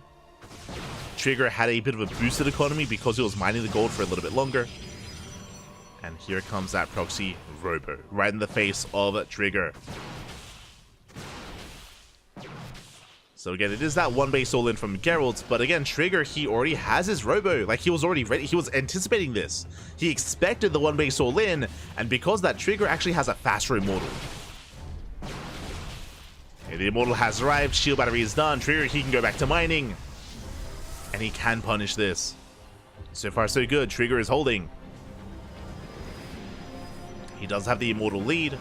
Sentries on the way for force fields to try to lock down the army. The shields are triggered. I would love to see a second shield battery a little bit closer, not gonna lie. Oh! Force field does lock down the sentry, but not the Immortal. The Immortal is gonna go down though, massive pickoff. Trigger losing the Immortal. Without it, he can't really hold his own. The Immortal, though, is zoned away. Second Immortal's on the way for Trigger. Does rock up, and will hold. There we go. Second shield battery's on the way. Overcharge has still not been used. War Prism has arrived for Geralt. War Prism's still on the way for Trigger. Snipes a sentry. Looks like Geralt, he's planning to expand on the left-hand side of the gold. We'll take some hits. Geralt goes for the expansion. Goes for the gold. And you can see here the force field's not anywhere near as effective anymore. Both players can save their units. And Trigger going for an adept counterattack. Remember, 2 adepts can one-shot probes. Likewise, Geralt going for his own Immortal drop as well. Both players are dropping. Trigger still has a better economy. Immortals into the main. Going for the pylon.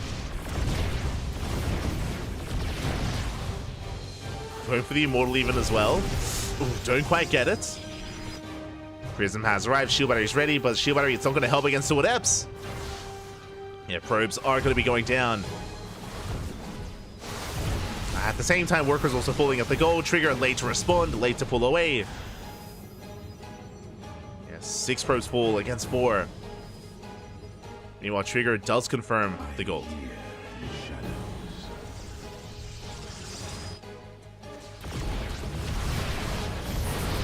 Let's confirm. Overcharge gets popped. Immortal can hold its own. Ooh, and the Immortal does fall. That's actually a pretty big pickup.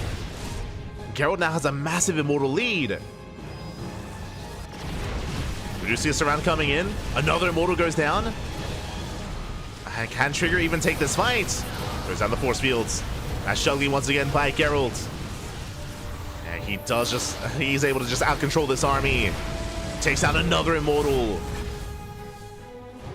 Yeah, the Prism is just a little bit too late. Took too long getting back home.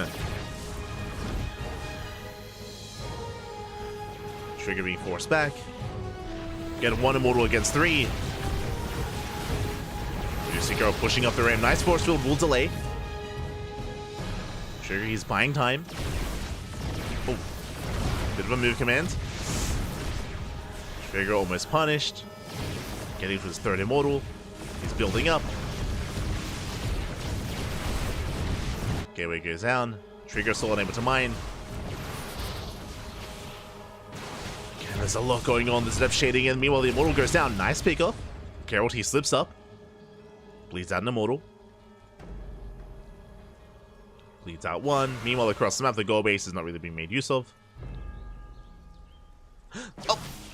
There's not that much anti-air. Thankfully for Trigger. Won't get punished. Prism slips away. Dragging the army back. Distracting Geralt. Meanwhile, Trigger getting back into goal-based saturation.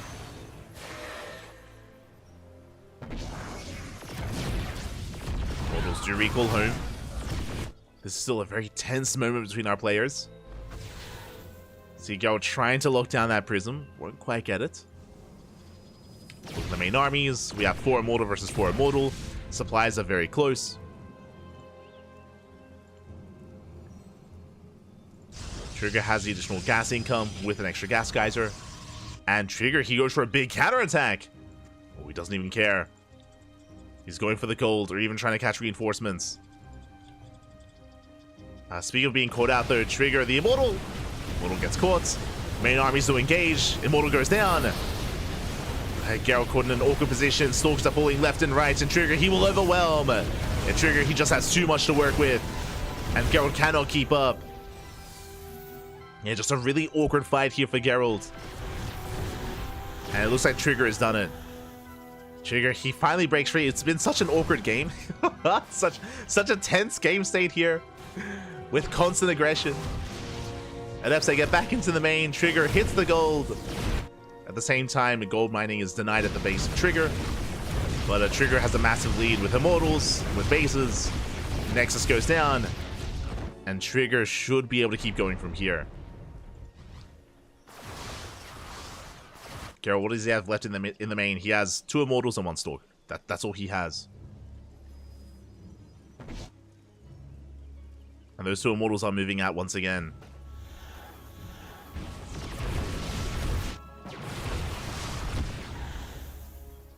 Trigger, he's being denied mining. Sure, that's fine. At the same time, Trigger, he busts into the main. Trigger, he gets 1 gateway, gets a 2nd, takes down the pylon. From here, he can threaten the main base as well. Cybercore falls. No more Stalkers, no more sentries. Geralt is down to not even a gateway. Oh, sorry. Down to 1 gate. 1 gate behind the mineral line. Nice force field. And Trigger, he's holding back at home.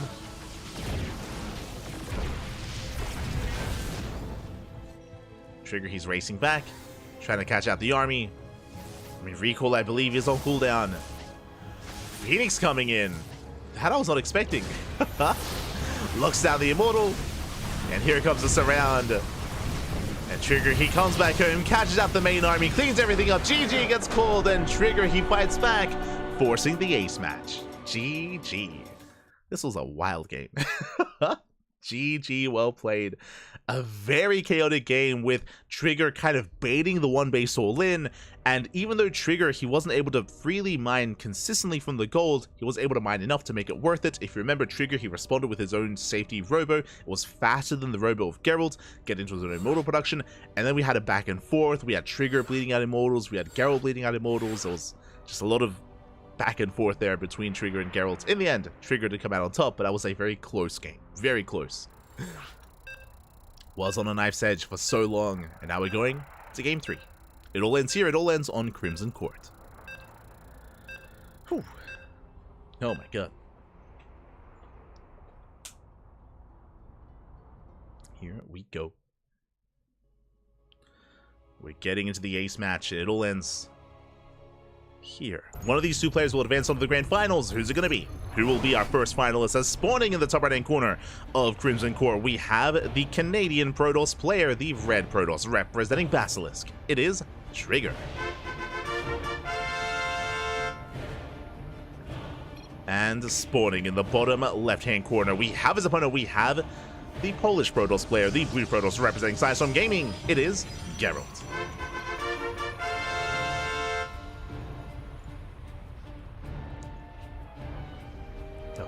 And again, this can go either way. It was a wild build out of Trigger with some mind games sprinkled in as well in game 2, which I did appreciate. But Crimson Court is a much more standard map. I say standard compared to Dynasty, but even then, Crimson Court has its own quirks. We do have our potential linear third base, which is very safe, very difficult to really punish. You can mine through these minerals and gain access to this expansion. Same can be said on the other side of the map, of course. And we can often lead to longer games because of that. We've seen a lot of late game on Crimson Court, just because it can be so difficult to punish some of these fringe bases on the left and right hand side of the map. But that's usually the case for some other matchups. I'm curious how a PvP plays out on this map as well. The other downside, or the other factor of this map, is because so much of the map is walled off, it does mean that proxies are weaker on this map early on. Because again, like, you're so limited with where you can throw down pylons, where you can throw down stargates, robos, and gateways. So proxies are easier to scout as a result.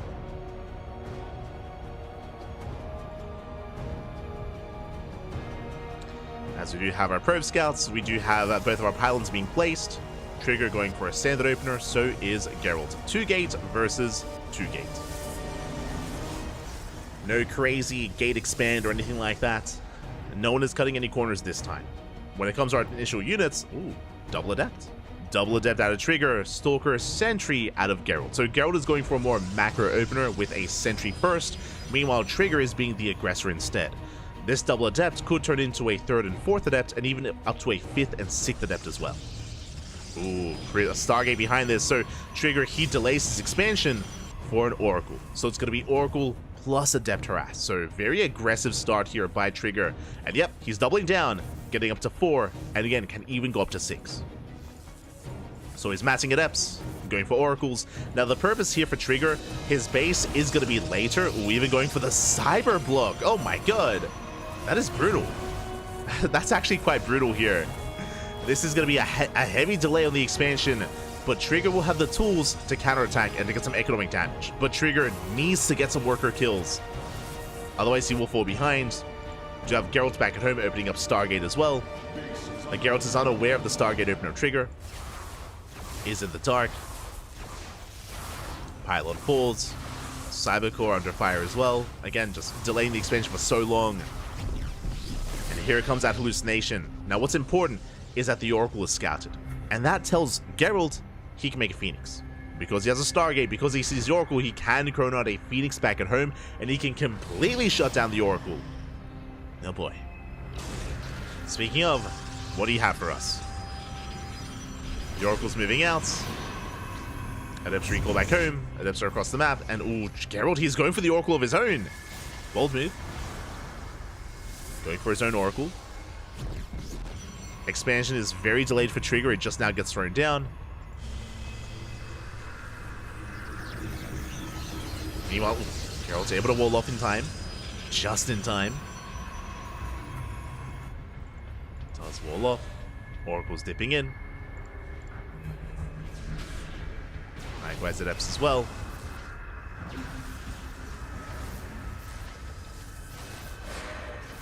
And so far, Trigger just hasn't really done enough here. There we go. It's going to be Oracle into a Phoenix. So Geralt will eventually shut down these Oracles. Eventually. Oracles are dipping in. Headed for the main, going for a stasis. But the stasis trap is going to be targeted down. Does not finish, does not complete. So far, solid defense. Geralt is forced to finish the pylon, which is a little bit inefficient. He has to kill it himself. Meanwhile, the Oracle recalls back home. And the Trigger, yeah, he from here has to expand, has to chill out, and is going to be transitioning. Is going to be building up. And all in all, I do favor Geralt here. Geralt, he has a higher worker count, he has a faster natural. Shield battery in the main, Phoenix as well. I'll say that Geralt has a slight edge coming out of the early game. The aggression of of Trigger just wasn't really successful. Just wasn't really worth it in the end. Didn't achieve much.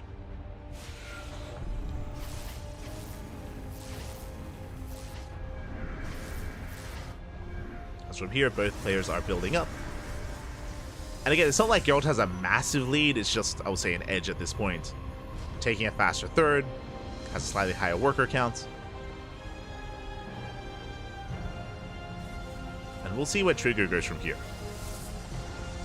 Now, at least he has kept the Oracles alive. They weren't hunted down by the Phoenix. Trigger taking the forward expansion with a high-yield gas geyser. Let's go. A much more impactful and valuable base, especially when it comes to going into something like a 3-base all-in. Stasis traps are placed. Safety shield batteries on the way.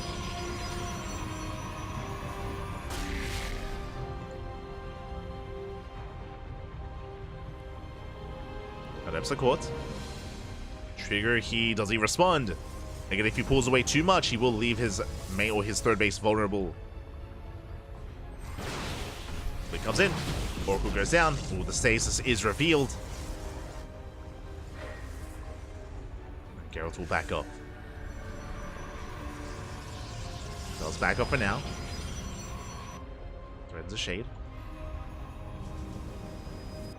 Both players expanding. Again, Geralt is the first to take his third. Is getting saturated. Trigger still one step behind. Just now finishing up his own. But with that high yield gas geyser, he can at least have a gas advantage over his opponent. Over Geralt.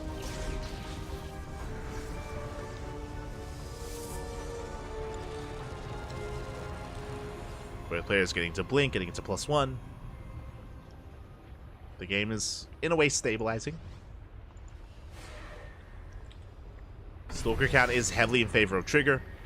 He has been warping in a lot more intently here. Hasn't been skipping warp-ins. Does have a more threatening army. Behind this, Geralt building up into a faster robo, into soon-to-be immortal production, I imagine. And we saw this against Lunacy earlier, if you recall. Geralt, he doesn't waste time too much with immortals. In a longer game, here comes the Bay. The Bay is on the way. There it is. The Robotics Bay is on the way. That's going to be to rush into Disruptors. Oh, Massive Stasis does go up! Uh-oh. How the Stalkers, they do get trapped in Trigger. He can keep going! He can't keep pushing. Okay, we'll retreat for now. He's going to camp the Stalkers that were stasis. We'll try to shut them down. Oh! Chase them. Nice catch by Trigger. Catching the Phoenix. Behind this, Trigger going for his own base, so both players are rushing into Disruptors. Geralt, of course, much faster. So Geralt will have the slight Disruptor lead. Meanwhile, with that Phoenix going down, the Oracles, they can come back in. They get 3 probes for 1 Oracle. Not the best trade, but at least 1 Oracle survives. While Trigger blinks in, forces a cancel, delays the 4th, takes his own. So far, Trigger doing a lot here with his Blink Stalkers. Catching out units, catching out bases. So far, so good. But here comes that first Disruptor. Yeah. That first Disruptor is on the way. Trigger pushing in, catching out Immortal. Gets 1, gets 2. Massive pickups. Gets both Immortals and the expansion once again.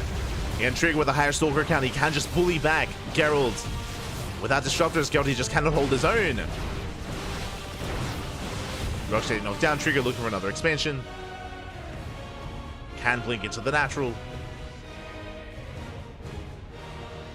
There we go, the first Disruptor is out. 2 Robos up and running, making 2 Disruptors at a time. Trigger, meanwhile, still only on 1 Robo. Stalkers blink in. They're catching out more probes. More probes going down. Trigger pushing forward, never goes up. Trigger! No! Oh, no reaction! Yeah, late reaction by Trigger. Massive Nova to the face. Not like this. He wasn't looking, Pat. Wasn't quite looking. Has to be careful. Pushing into more Disruptors. Trigger has to pull away. And now, Disruptor wars have begun. But again, Geralt has a massive Disruptor lead. Ooh. I say that the stasis goes off. 0 Disruptors. Send it back. Go in. Yeah, massive stasis goes off. There's 1 Disruptor behind this. Can he blink in? Does avoid the Nova. Going for the base. Nova goes up. Ooh, big connection. And now Trigger can focus on those final Disruptors. The Sage Traps have been the MVPs of this game for Trigger. Ooh. Yeah, we'll clean up almost every Disruptor. And there's 1 left. There's just 1 left behind this. And Trigger is overwhelming. Again, time and time again, the Stasis Traps have been popping up. Never connects. The base is denied. And Trigger has, what, a 30-40 supply lead. With Mass Blink Stalker. 1 wrong move, though. If it takes 1 or 2 big Novas to the face, and Geralt can still take a fight. But what's important is that Geralt, his 4th base is being denied. Now he's expanding on the right-hand side. Taking it back up 4th. Stalkers from behind. There it goes off. Oh! Forcing out more blinks. Gets a Disruptor. Massive pickup. And Trigger, he goes for the dive. It will focus down every single Disruptor. And they're all on cooldown. Overcharge gets popped. I don't know if Trigger can actually win this fight. He's going to try. But the cold game is in favor of Geralt. And massive wave of reinforcements. Zelda coming in from behind. Trigger, can he take this fight? Not quite. The Stalkers, they are struggling. Being forced back. Another Nova goes up. Oof. But it looks like Trigger, he barely has enough. Just barely. Gets the Robo. Denies the Disruptor. There's 2 Disruptors left. Geralt's up against the wall. Stellar reinforcements have arrived. I do think that Trigger can actually keep going, but he pulls back. He calms down, takes a moment to breathe, confirms there is still no expansion. It's here towards the right-hand side. And Trigger, he wants it. He wants that Nexus. He wants that base. Prism gets caught. Stasis goes off, catching a couple of Stalkers. And Geralt's out of position. Geralt, he's out of position at this point. The Nexus is going to fall. And Geralt, he just cannot save it. Not like this. Geralt just being contained. He still has the higher disruptor count, which is keeping him alive, but he can't really move out. Geralt, he can't break out, not from this contain. He's trying to, but time and time again, Trigger, he rotates, getting a 5th base behind this. Oh! Blink is not quite punished, almost.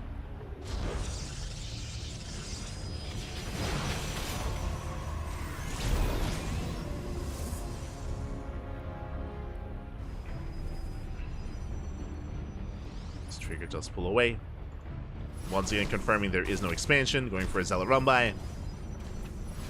Going for the Bay! Oh! Oh my god. At least attempting to. So the run by is denied. You can see Trigger trying to get into Phoenix production. To help lift and help disable the disruptors of his opponent. Just the one Phoenix though, for now. And Trigger is maxed out. Now, the longer this game goes on, the better it's going to be for Geralt if he can just buy time, if he can get the space up and running. That's a lot of disruptors. That's a lot of balls, Papi. That's a lot of balls. Ah. Nervous going off and big connections. Takes down disruptors. Not bad. Takes out most of the disruptors of Trigger. At the same time, Trigger going for a counterattack, going for the robos. And the robos are exposed. Trigger pushing in. Never goes off. Trigger, he's able to keep up. Does pull away. As Celsa getting into the mineral line. Damage is being dealt. And it's just a numbers game at this point. Geralt just doesn't have the supply to split between the two bases. He's being pulled apart. Geralt just cannot keep up. Not with the size of the army. There's a solid. The army blinks in. Takes out every single disruptor once again. Disruptor count gets reset. Trigger, he's snowballing out of control. It looks like he has finally broken through. Massive Nova, but it's too late. It's too little too late at this point. Doesn't matter. GG gets called, and Trigger will take the series 2-1, advancing on to the grand finals. GG. Whew. GG, well played. Trigger didn't have the most ideal start to the game, but if you remember, it was the stasis traps. On multiple occasions, we saw Trigger catch like half, or if not the majority, of the stalkers in the center of the map, which he was able to punish, able to get a stalker lead, and after that is when he caught the disruptors. He caught, I think it was 3, right? I think it was 3 disruptors. It was 3 disruptors in the center, and from there it did snowball out of control. GG, well played.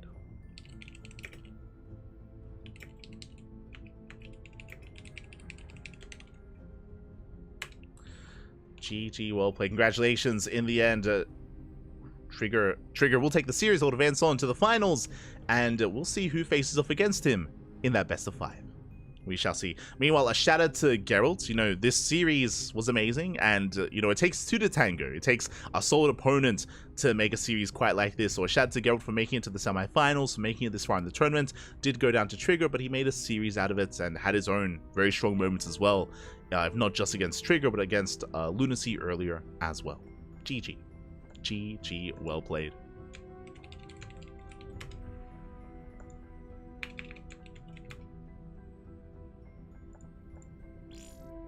GG, well played. With that, we are getting ready for our next semis. Do we need a moment here to get things ready? Un momento.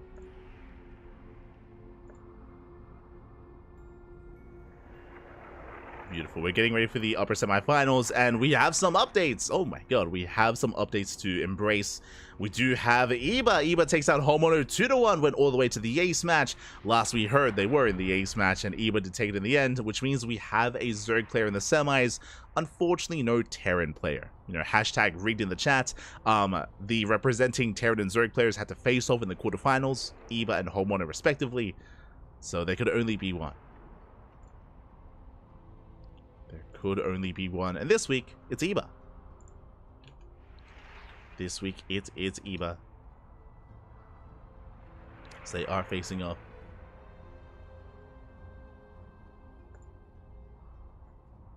And vetoes are underway. Just catching up with the chat. Just catching up.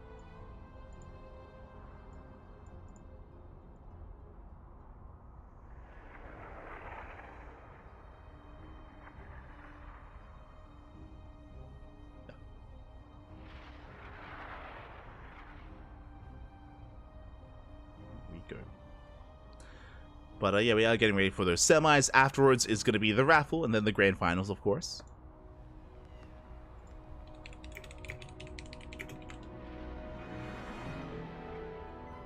So we're kind of in a way nearing the end of the broadcast. There we go, just heading on over. And we'll see who faces off against Trigger in those grand finals. Will it be Eva or Nightmare? Who's it going to be?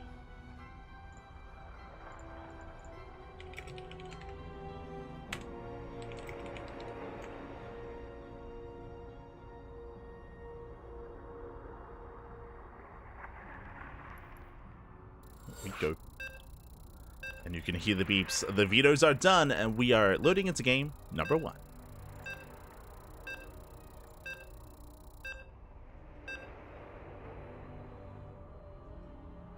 We go. We can finally embrace a ZVP. I actually wasn't certain if Eva would play Zerg or Protoss, not gonna lie. Wasn't too certain, but we have confirmation. We have confirmation, and here we go, spawning in the top left-hand corner of Oceanborn. We have the number 1 seed of today's tournament. We have the South Korean Protoss player, the Blue Protoss, currently teamless, but deserving to be on a team. It is Nightmare. And spawning in the bottom right-hand corner, we have his opponent. We have the red Zerg player. Representing the Platinum Heroes, it is Eva. Eva, let's go. As we are embracing the semis, and Nightmare, he has been on fire as of late. If you've been keeping up with the results of the past week of tournaments, then you would know, you would be aware that it was Nightmare that actually brought down Björn in last week's, was it the Tenacious Turtle Tussle, if I recall correctly? We'll have to double check that, but yes, Nightmare did take down Björn in a best of 5. It was a very intense series. It was a crazy, crazy match, which did go the way of Nightmare. Yeah, it was Nightmare versus Björn in last week's Tenacious Turtle Tussle. It went 3-1 in the favor of Nightmare, but again, Nightmare, he has some of the best PvT in the world, PvP as well. What about his PvZ though? I mention this all the time, and I mean, everyone has a weakest matchup. Nightmare's is PvZ. So if there were to be an upset at all, it would be this matchup. And also, before I forget, predictions. Before I forget, get your gamba going in the chat. Predictions are open. Place your bets on who you think will take the series. Again, Nightmare is the number 1 seed. He did clown all over Björn last week, but that was a different matchup. You know, that was a PvT instead, and there are no Terrans left in the tournament. Here we go.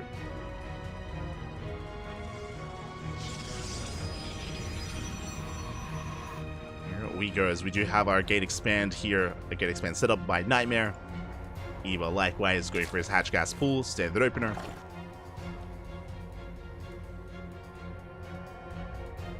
He is settling in.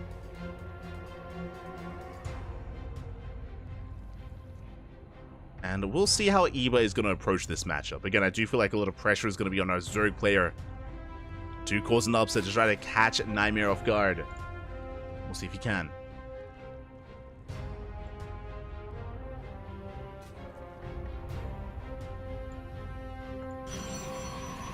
Nightmare is mid though. Oh, we have a clown in the chat. Oh.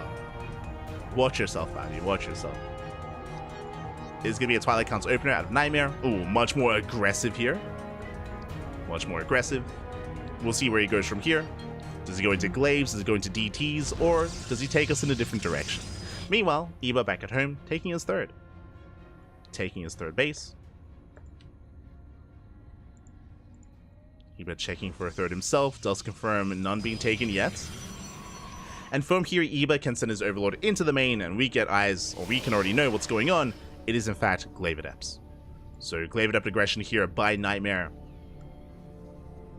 And he should be going into 4 gates behind this. Yep, just 2 and 2 in gas. Extra gates are on the way. And Eba already responding with a very early Roach Warren. This is a 3-minute 30 Roach Warren. This means that Roaches will be ready in time to defend against the Glaive Adepts. But now it comes down to the execution. Eba will have the tools to defend, but, you know, can he though? Likewise, this is not a 2-base all-in. From 4-gate Glaives, Nightmare, his goal is to deal some damage and to transition behind this into a 3rd base, into a 3rd, into a mortal production, into a longer game state. This is not designed to kill, this is designed to cripple.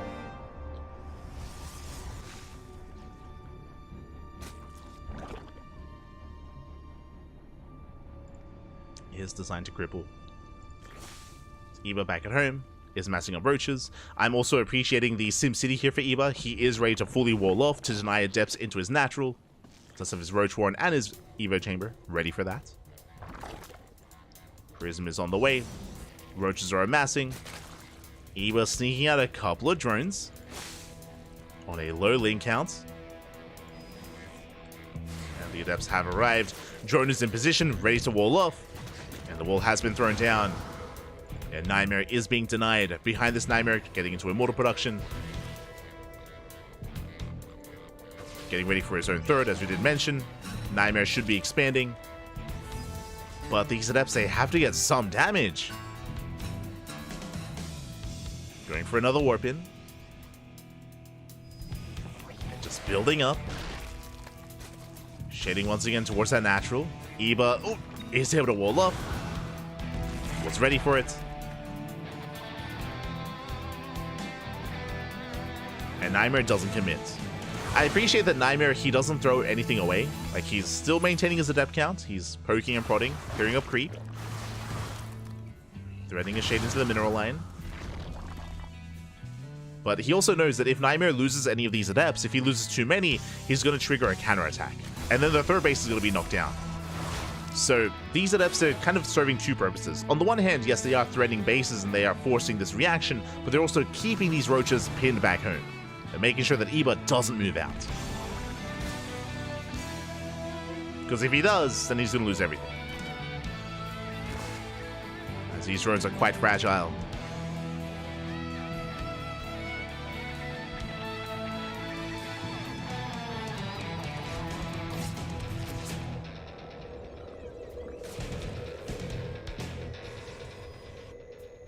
This Nightmare is going to be rotating.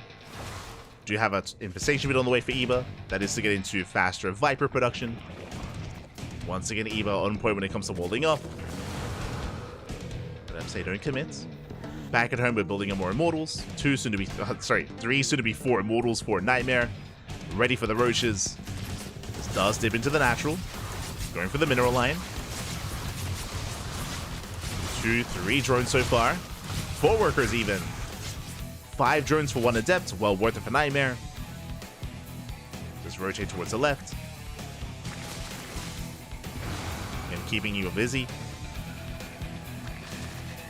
Just keeping him busy, and Eba, he has now built up a strong enough Roach count to counterattack. Behind this, Hydra Den is on the way. Getting into Roach Hydra, eventually into Lurker Tech. Roaches are spotted. Eba forcing Nightmare back. Force fields are ready. Up! Ooh, and the Roaches are caught out. Massive catch. And the Roaches, they do melt. Nightmare with a strong start. Remember, he has 4 Immortals. Eba cannot fight this. Not head on, not with pure Roach. And we have Spine Crawlers on the way. Nightmare now moving out with a massive army. There's a 3rd behind this. Again, that is 4 Immortals. Does hit the 4th. Eba massing up Ravagers. When I say massive army, I mean a lot of the threat of this army does come in the Immortals. Was that a kill? Ooh, that was a kill, not a cancel. Hatchery does go down. Nice first counterattack here by Eba. Does catch some workers, force the defensive recall. You want Nightmare working towards the Bay, working towards Disruptors or Colossus. Nightmare threatening a shade. This time he does get in. Does break into the main. Does he commit?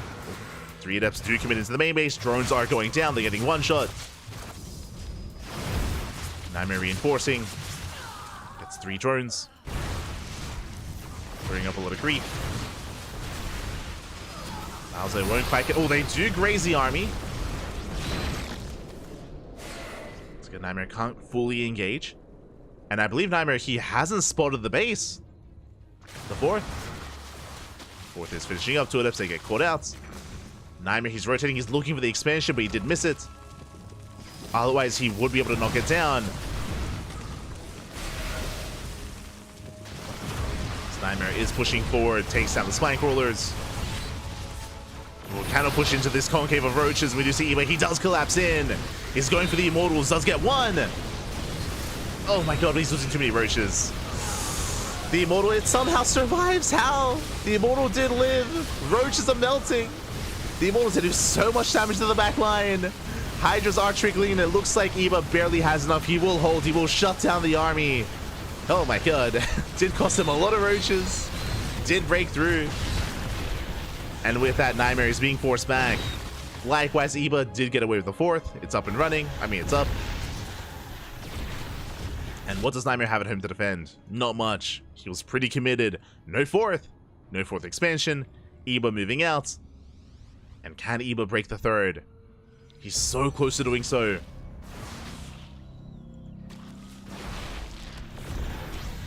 Last Nightmare did survive with 2 immortals. Iba forced to retreat. 4th base now on the way. Disruptor production has begun. And Nightmare just now starting Blink. Like, this Blink is so late for Nightmare. And Iba has breathing room. And he has a 4th. Again, this 4th shouldn't really be here. It was on Nightmare to miss this expansion. And because of that, Iba now prioritizing the gases. Droning up, saturating his 4th. Taking into Hive Tech, taking into Lurkers. Iba's in a good position. He is in a good position here. Getting away with Hydra Lurker Viper. And Nightmare is in trouble.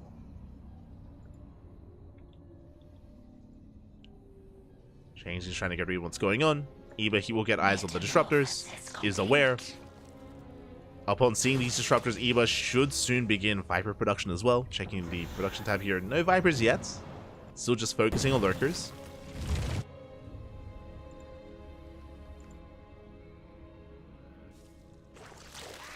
So Nightmare does move out. There's still a lot of potential in those Purification Novas. Can pop off, but Lurkers are in position.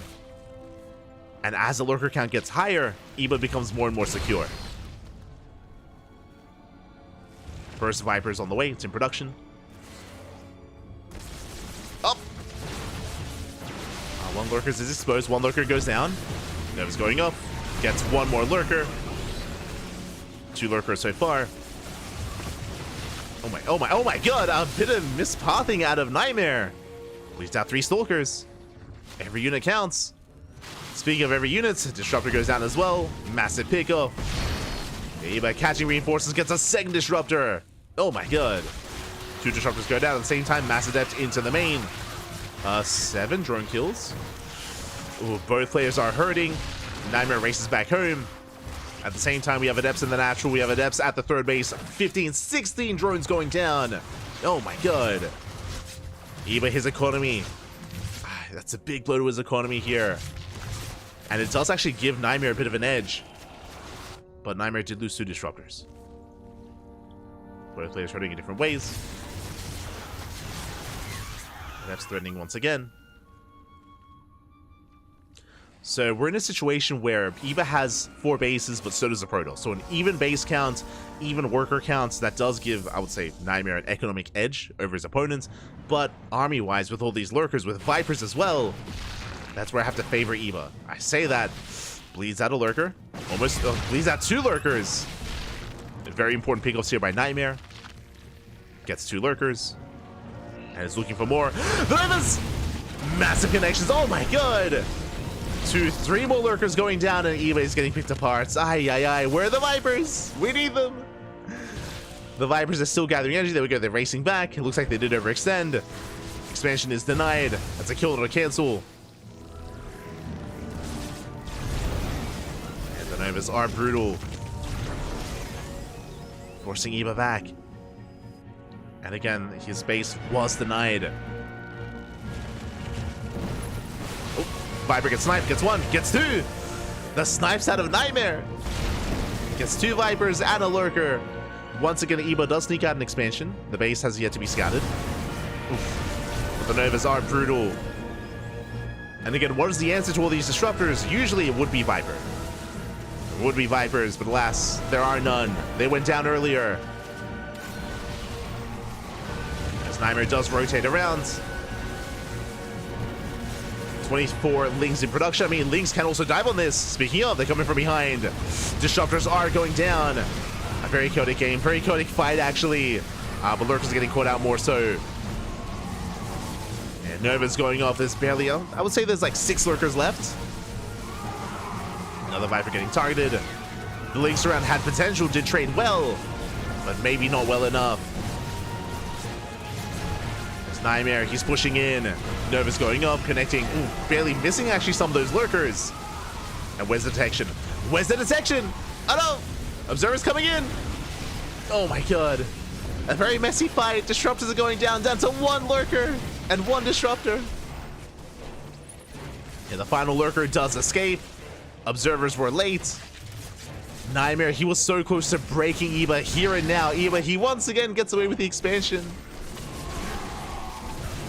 A clutch transfuse from the high ground. Lurker survives and Eba holds. Eba barely holds on with 1 Lurker. Just barely. I mean, I say that Nightmare still has Zealots coming in. Yoink does connect. That's still a lot of Zealots though. But barely cannot get that Lurker. Again, Nightmare, he just keeps reinforcing. He's so close. So close to breaking Eba. Catching reinforcements. Transfuse goes off. Archons are on the way.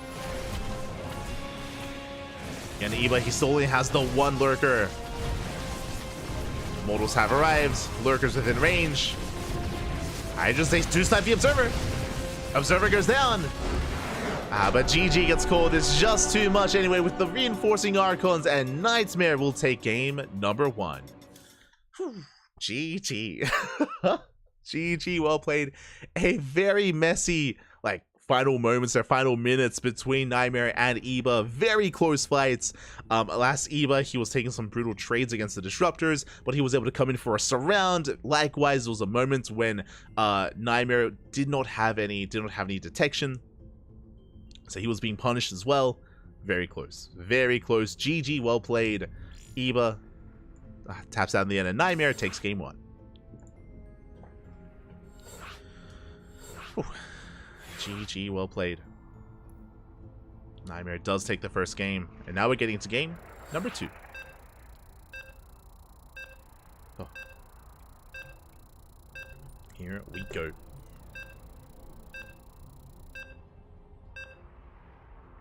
Getting into game 2. And it's going to be taking place on Alcyone. Do I see Demi in the chat? Demi, when are you playing in Sparkling Tuna Cup? What's going on? We needed some more Zerg representation, papi. Demi. Here we go. We're getting into game 2 and spawning in the top right-hand corner of Alcyone. We have our South Korean Protoss player, the Blue Protoss, representing himself, currently teamless. It is Nightmare. And spawning in the bottom left-hand corner, we have his opponent. We have the red Zerg player from the land of the UK, representing the Platinum Heroes. It is Eba. And thank you so much to Neosin in the chat, or Neosin. Thank you so much for subscribing for the first time with Twitch Prime. Thank you, papi, thank you. Thank you so much for the support. Hope you had a great time. Hope you enjoy the content. Hope you enjoy the StarCraft. Hope you enjoy the tournament and the casting. Bienvenidos, papi, bienvenidos. Thank you so much for the support. Ooh, and welcome to the Sparkling Tuna Cup. We are still here in the middle of the semi-finals to determine who faces off against Trigger in the grand finals. Oh boy, and again, that was a very chaotic, very intense game 1. We'll see how this story ends. Can we bring it home to the ace match, or will it end here and now? So Nightmare's moving out with the probe scouts. Eba did go hatch first. Does have his natural up. And we can calm things down. We can take a breath, papi. We can take a breath. Appreciate you. Oh, gracias, pap, gracias. Again, it's thanks to the support that we get via subscriptions and via Patreon, and also YouTube memberships as well, that we're able to, and donations, that we're able to host these events, that we're able to fund our tournaments, fund events like the Sparkling Tuna Cup, fund events like Sea Duckling Open, and Master Swan Open as well. If you're curious, you can help support this event via Patreon or subscribing as well. You also get replay packs. If you want to learn how to play like Nightmare, like Eva, like Trigger, like Geralt, like Björn, Shin, Trap, and many other big names and many other big players, that we do set up replays on a regular basis. Replay packs are sent out if you're interested. Otherwise, enjoy the content. Enjoy the StarCraft.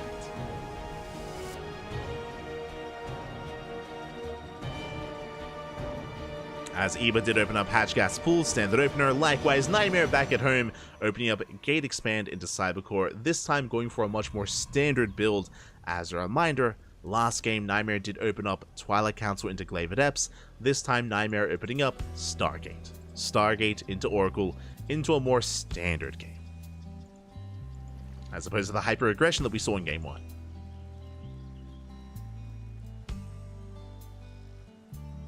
Always enjoy watching your stream, CranKy. Thank you. Ah, Charlie. You're welcome, Pappy. You're welcome. Ah.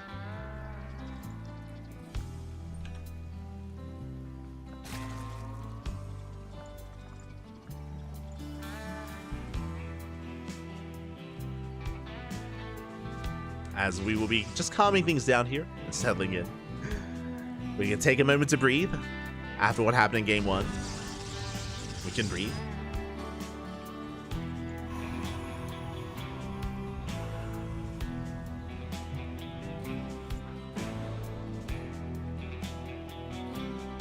As we have the initial Oracle moving out, behind this, Nightmare should be expanding, taking a third base, and settling into additional Oracle production.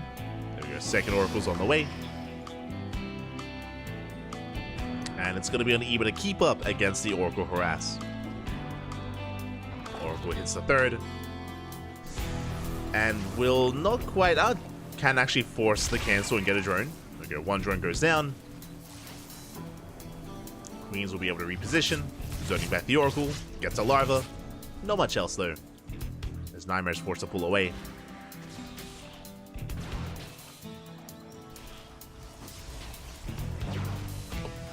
He's forced to pull away.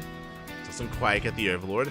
That is a much earlier Twilight Council is what I will say. So with an early Twilight Council at this timing, I'm leaning towards Glaive Adepts. It could be Blink and leading into a 3-base Blink all-in, but I'm leaning more towards Glaives here, which is how early that Twilight Council timing is. I say that. Never mind. There's a Forge. Okay. Forge is on the way. That does mean that it shouldn't be Glaive Adepts. Upgrades don't really impact Glaive Adepts too much.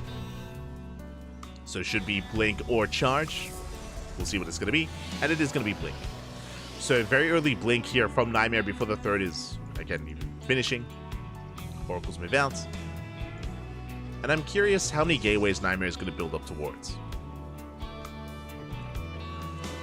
Otherwise, just a safer start here by Nightmare. I believe with this Blink timing, it means that if Eva were to go for a 3-base Roach all-in, then Nightmare will have Blink Stalkers, or Blink will finish up in time for the defense. I believe that lines up.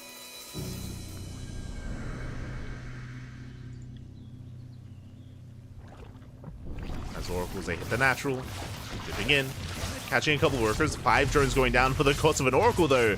Both Oracles. And the flank does come in. Nice catch out of Eva. 6 drones for 2 Oracles. Not the best trade from Nightmare. Bearing in mind that Oracles, they're not just about dealing economic damage, they're about scouting as well. Trying to get a read on saturation, on the tech, on the gases. Nightmare is going to be in the dark. And we can see that Eva is taking into at least a lair. Did have a safety Roach Warren. And I'm curious if Eva is going to go Ling into Hydra or into Roach Ravager. Does he make use of the Roach Warren or not? Meanwhile, Nightmare setting up a proxy across the map. We spoke earlier about the potential all-in. Gases are not being taken at the third. Remember, that fast blink is now finishing, and how many gates are we on? Oh boy, 7, soon to be 8 gates. Yep, it's going to be a 3-base, 8-gate all-in. No gases, no fourth, no nothing. It's just purely Blink Stalker. And if Eba drones up too much, then he might be caught out here. Stalkers have arrived. Lings, they try to engage, a lot of Lings going down. And Eba, he's teching. Not like this, he's taking up. Taking up into an infestation pit, into a hydrogen. Can Eba hold? So far he's buying time, but we have so many more Stalkers on the way behind this. Remember, warping in 8 Stalkers at a time. Ay. Is going for the hatchery. Hatchery getting quite low. Lings is turning back the army, but these are still efficient trades. Nightmare, he has not lost a single Stalker, and he breaks the fort. Ibadosi cannot hold on. Just too many Blink Stalkers. The pants, they were down, Papi. The hatchery does fall. And Nightmare, he can just keep going. He can keep pushing. From here, he can go for the gold, or even push up the ramp into the 3rd.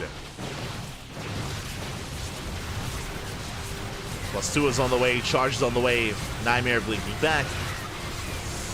The link count is just melting before these Blink Stalkers. And now he's going for the Queens, going for the Hydras.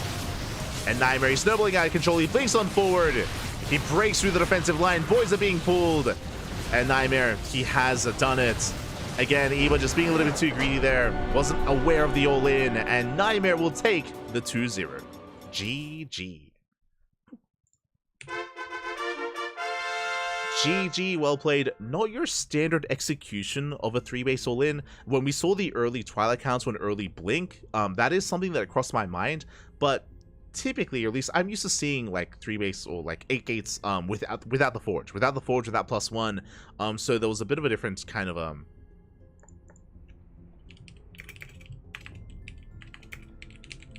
so a bit of a different execution, a bit of a different dynamic there, as I believe it hit a little bit later, but with additional upgrades, and still hits like a truck. GG, well played. And again, as the all-in was coming, Trigger, he was taking into a hydrogen, he was taking into an infestation pit, he was droning up as well, and all things not leading into army production, into roaches, into ravagers, into lings. You know what happened? He was caught with his pants down, Bobby. GG, well played.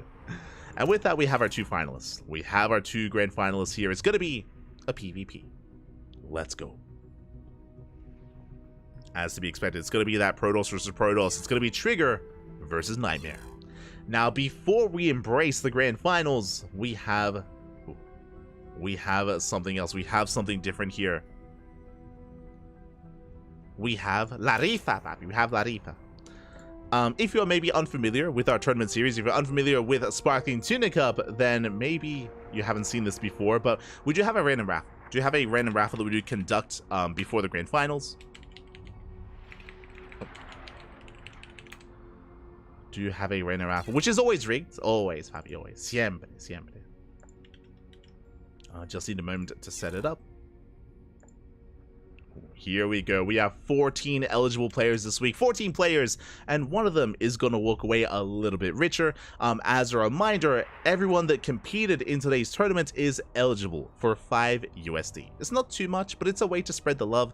Currently, the support that we get on Patreon is amazing, but we only pay out top 2. If we get more support on Patreon, then we can boost the prize pool and pay out top 4. That would be ideal. That's at least my goal, my hope, is to help grow the Patreon and to help just, you know, provide more of a greater prize pool to the players.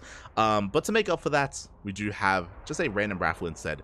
Because it's random, it can go to a finalist. You know, Trigger and Nightmare, they can still walk away with some extra prize money, or it can go to a player that got knocked out in the first round. A player like Zerg Tannis, for example, or even, sorry, I was just trying to have a look at the bracket, or Lidka, Serenity, Captain Fish. All players are equally eligible for 5 USD. Let's go. And I do need a moment to get that raffle going. Alright, here we go. I still need like a little mini drum. I still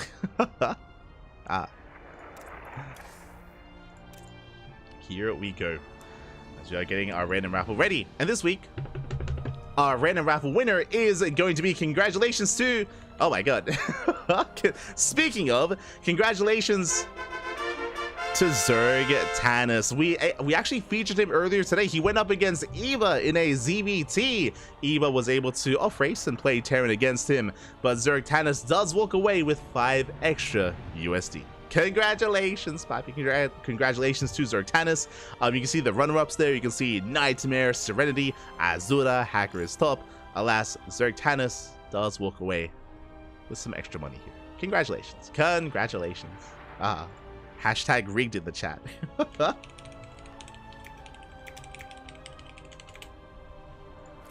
Hashtag rigged, man. Let's go.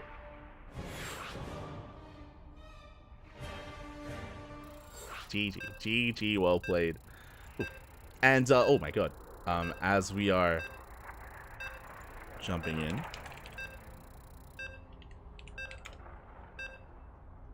vetoes are done and we're jumping into our best of 5. I do need a moment to set that up. My apologies. Un momento.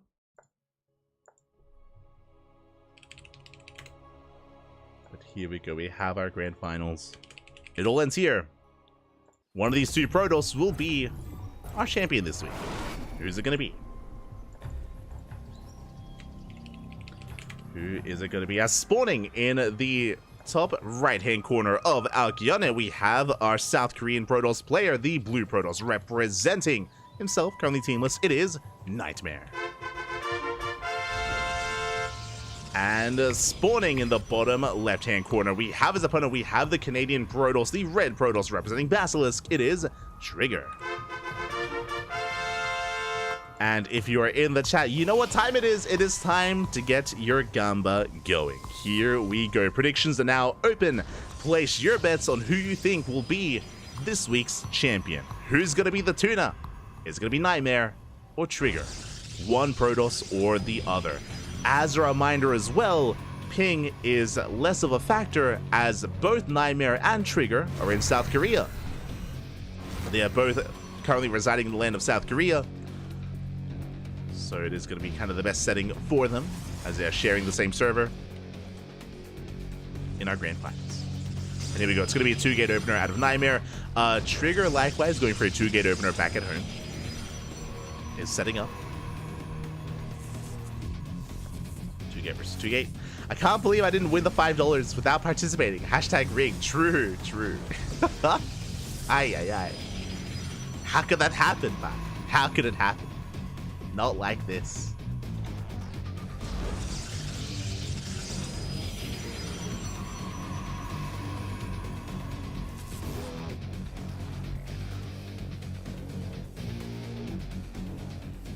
Here we go. One day I'll play versus a Korean with 0 ping. Eva, when are you going to Korea? Move in with Trigger. You can sleep in his closet. I'm sure he'll have you, Pat. Let's go. For those that are unaware, Trigger did move to Korea a couple of months ago alongside a group of NA players. And when I say NA players, I include Clem there. He was adopted by Estrella and Future. So it was Trigger, Estrella, Future, and Clem. This was in the lead up to EWC. They were all kind of living together in an Airbnb, and they were all boot camping together. And clearly it worked. Clearly it helped Clem acclimate and prepare for that big event. And I mean, now Clem is the world champion, of course. But after that, Estrella, of course, he went to EWC, he traveled. Future went back to the Americas. Clem went back to Europe. And Trigger, he was left behind. No. No.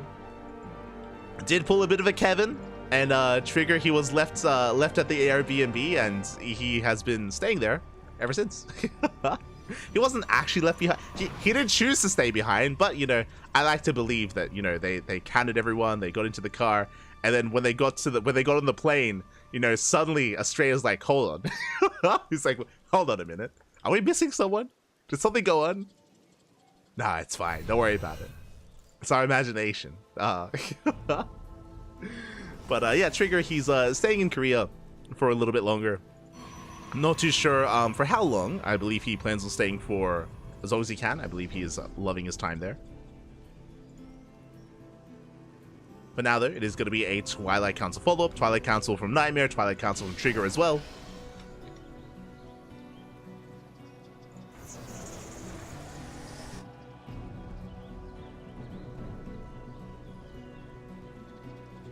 when I'm in Trigger's house and he never wins that. Oh no. Not like this. Sleep under his bed. Ah, he'll keep you safe. He'll keep you safe. I trust Trigger. He might be a Protoss, but I do trust him. Maybe I shouldn't. He is an Ubu enjoyer. He's all about that Osu. Should I be concerned? I don't. For now, we're settling in. So far, a pretty passive start to the game. Again, just standard openers, 2 gated to expand. We have our Twilight Council into Blink. Both players are mirroring each other. We see Nightmare setting up for a third. The hallucination will confirm. Again, hallucinations being sent out from both players. And both Nightmare and Trigger are expanding. So we're just calming things down. We're expanding. Getting to our third bases. Get a much more standard start to the series. It's a best of 5. I'm sure proxies will get involved at some point, but not in game 1. Not to begin.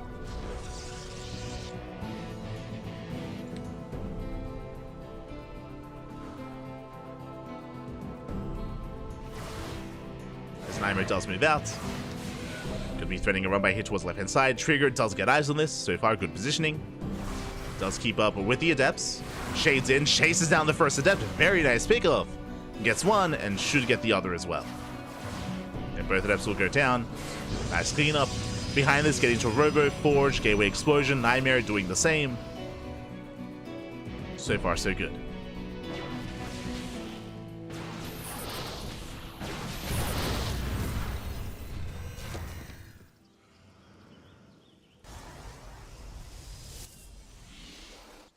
Trigger does pull away. And again, both players kind of just bounce off each other. There's no major forms of aggression. Getting into our fourth, and I'm curious if either player pulls a Geralt and tries to rush into Disruptors. I'm curious.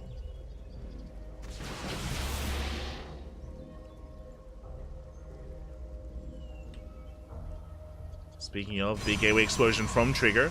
Going to charge what's behind this. Hallucinations, they keep checking, keep looking for any further tech, like a Bay, Dark Shrine, for example, 4th expansion. Both players being very meticulous with their scouting.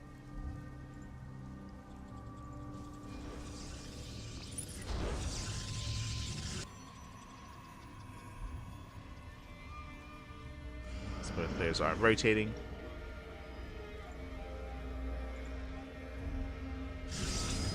Nightmare taking a 4th. Trigger, soon to do so as well. And instead of rushing into Disruptors, it looks like both players, or at least Trigger, is taking into Archons. So he's going charged at Archon, Blinkstalker Immortal, kind of your stock standard mid-game army. And Nightmare is doing the same. So no one is cutting corners, no one is pulling a Geralt and trying to get into Disruptors early on.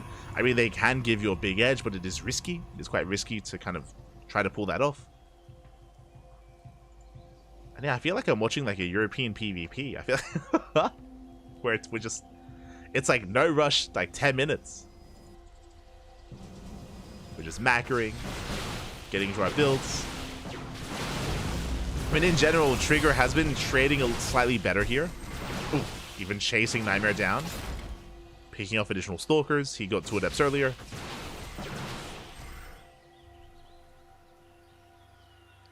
It does feel like slightly better trades for Trigger.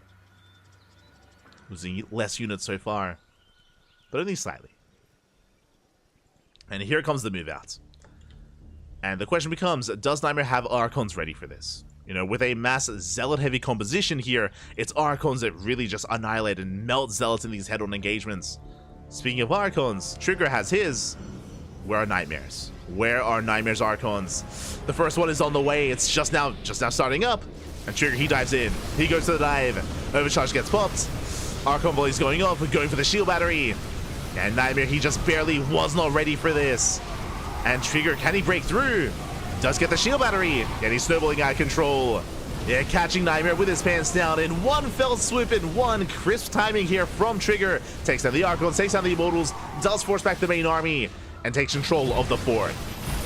There are Zealot reinforcements coming in, but the Archons did survive. GG gets called, and Trigger takes game 1.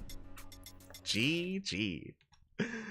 Everything was like cool, calm, and collected until it suddenly wasn't. Again, Trigger, he moved out. Even though Nightmare had the potential for Archon production, he had none. He had no units. Oh, I should say he had minimal units to defend. I should emphasize that Nightmare did miss the move out. He did not see Trigger pushing towards the 4th base. So Nightmare, he was caught with his pants down.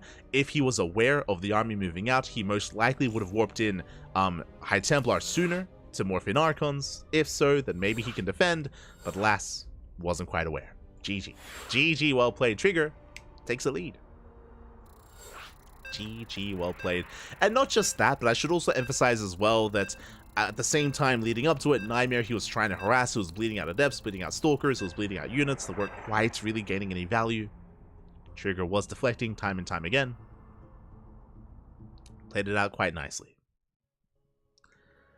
And now we're getting into game number 2, and I imagine after what just happened in game 1, which again, like, there wasn't really too much more finesse to it, it was just like, you know, both players building up and then just a strong timing out of Trigger. I'm sure Nightmare will take a different approach. I'm sure.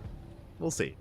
As spawning in the bottom right-hand corner of Oceanborn, we have our South Korean Protoss player, the Blue Protoss, representing himself, currently teamless, but looking to fight back and looking to tie up the series. It is Nightmare. And spawning in the top left-hand corner, we have his opponent, we have the Canadian Protoss player, the Red Protoss, representing Basilisk. It is Trigger. Also, I think out of game was showing Trigger as a Zerg player. My apologies. Have fixed that. Have since fixed it.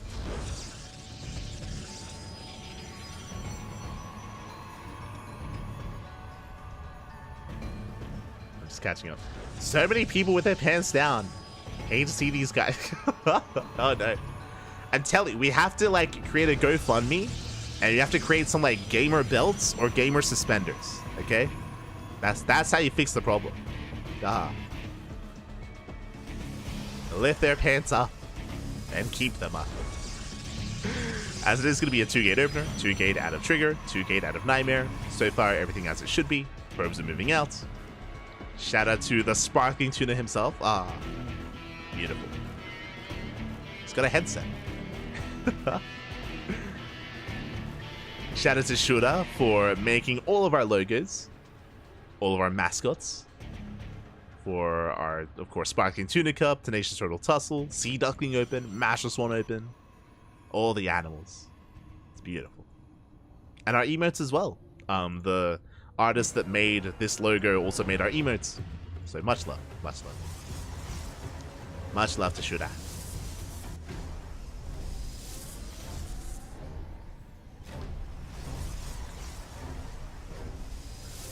As Nightmare, he does Scout, so does Trigger. Both players confirm there is no hidden pylon. 2 pylons here for Nightmare, 2 pylons for Trigger. So no proxy. No proxy. Do we need to start a petition to get Nightmare on the team? Nightmare does deserve to be on the team. He is one of the highest... I mean, he was on the team leading up to EWC, but when Nightmare didn't qualify for EWC, then, you know, he did since leave it. But it definitely does deserve attention. I mean, we'll see what happens in the upcoming weeks when it comes to the next season of EPT.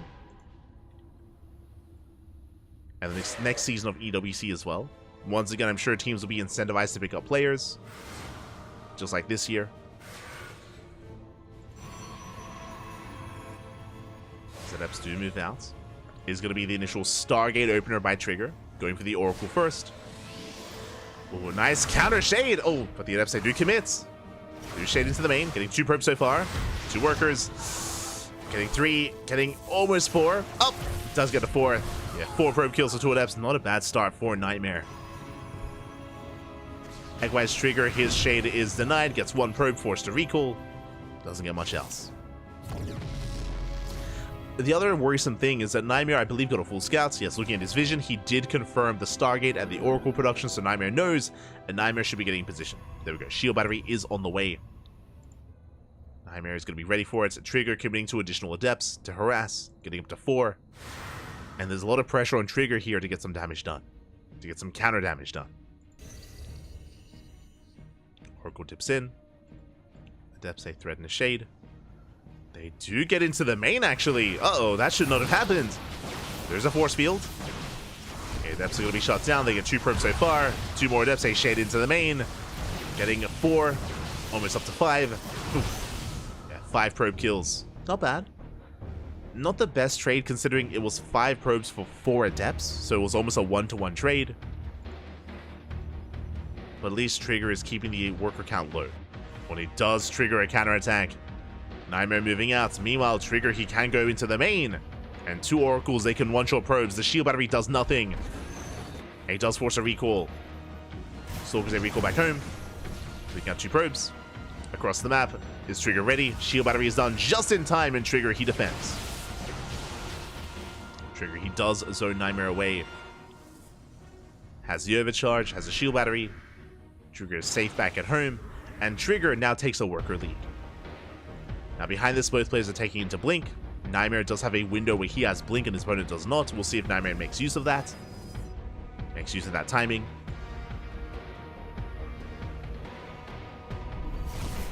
Oh. Moving to the natural. Okay, 2 more probes. 3, 4, not bad. 5 more workers. Trigger, calm down. 5 probe kills, gets away. I see in the chat, what about Bing Bong exports Nightmare? What about Bing Bong exports Zound? Unironically, Azura.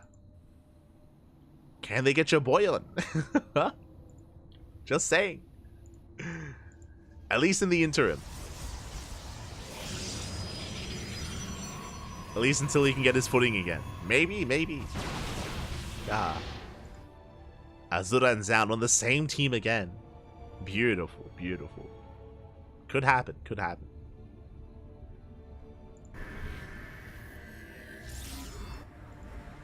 I was gonna say like name like a better duo than Azura and Zound, but immediately I just thought of Gemini and Trap. I guess, but similar vibes.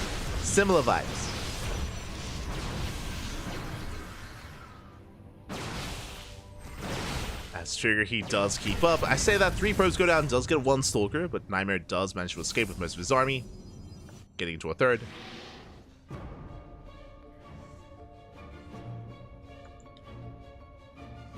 We're getting paid in hugs. Oh, you just want an excuse to hug down. Este Azura. I see what you're doing. I've seen your type before. I know what Gemini tries to get away with. The trap. Kappa. I don't know why Gemini's catching strays. As Trigger, he does commit in. Actually catching out once again. Lack of Stalkers for Nightmare.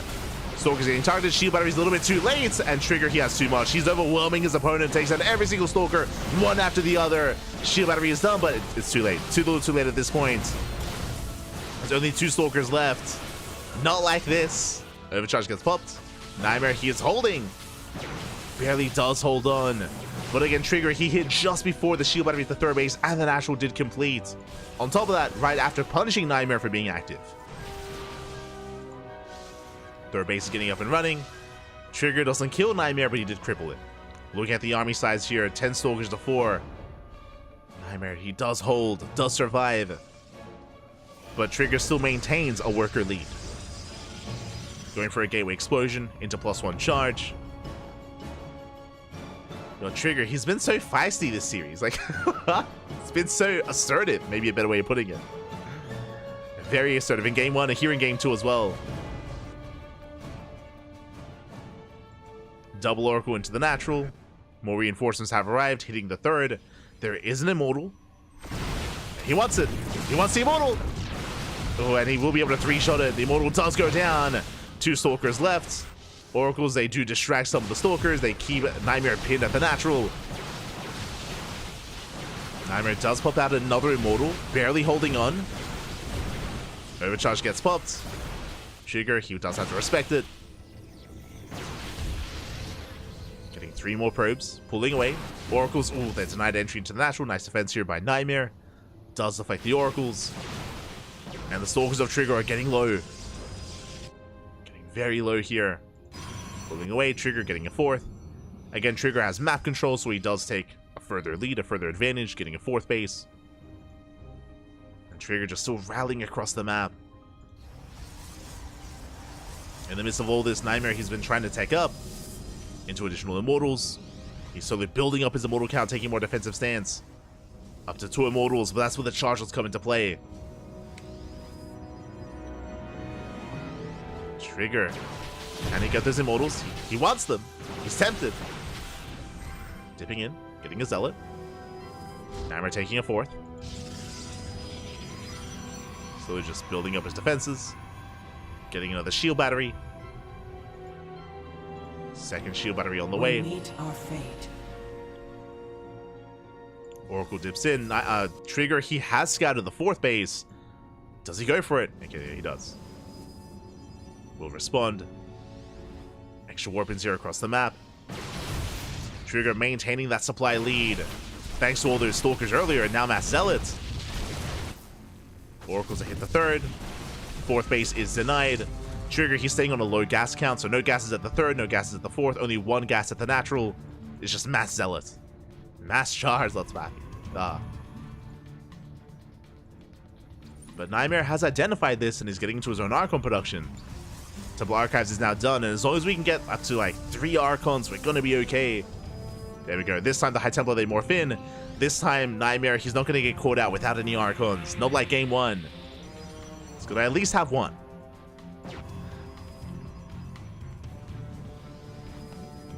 At least the 1 Archon. Speaking of, Trigger getting his own.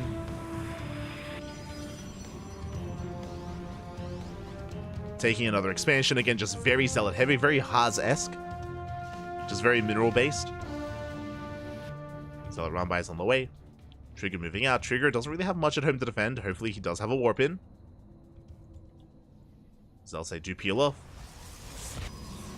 There's a cannon in position in both bases. Yeah, Trigger, he can focus on his push. And there are 2 soon to be 3 Archons. Trigger has to be careful. Yep, has to respect it. He falls away.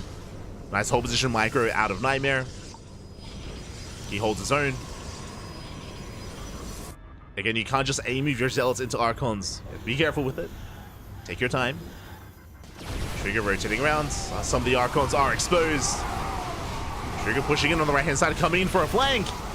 Yeah, and the Concave is just a little bit too good, a little bit too strong. Yeah, breaks through the defensive line. And Trigger, he's snubbling out of control. I love it, he pulls away the Zealots as well, away from the Archons. Does pull them back. Again, just preserving his Zealots. And does break through. Respecting those Archons. The juggling is good at a Nightmare, but not good enough. GG gets called, and Trigger takes a 2-0 lead. Oh my god. Trigger, calm down. GG, well played. Trigger in this best of 5 is 1 game away from taking the entire series. Again, coming into this, Nightmare was the #1 seed. Trigger was #2, and Trigger has been spending a lot of time in Korea. He's still in Korea. He's been improving over time. He's been getting better and better. Right now, Trigger, he is peaking. And can he take the 3-0? Can he walk away with an undefeated final score? He's close. Here we go.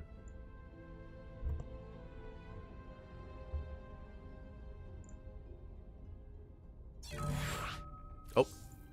Are we okay? Sorry, I just got a bug. It's all good. So we're getting ready for that final game.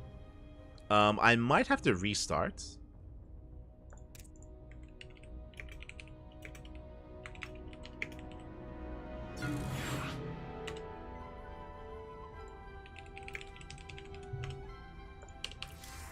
Okay, never mind. So I am getting a lobby bug, so I'm gonna have to restart.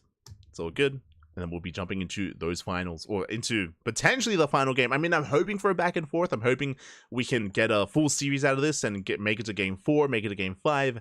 That would be the ideal. But the pressure is on Nightmare.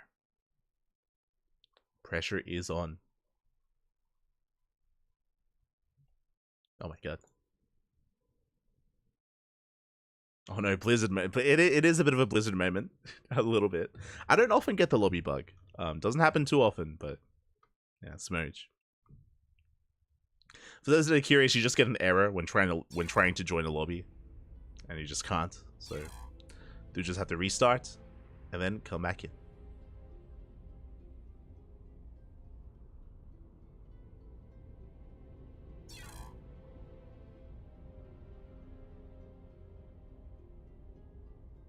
I just imagine a team group hug. Oh no. Not like this.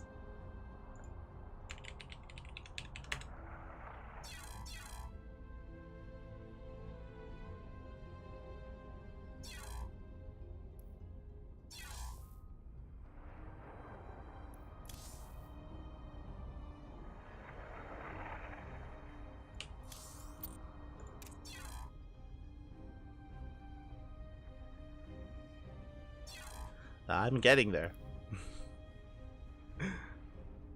I do apologize for the delay, but we should be okay.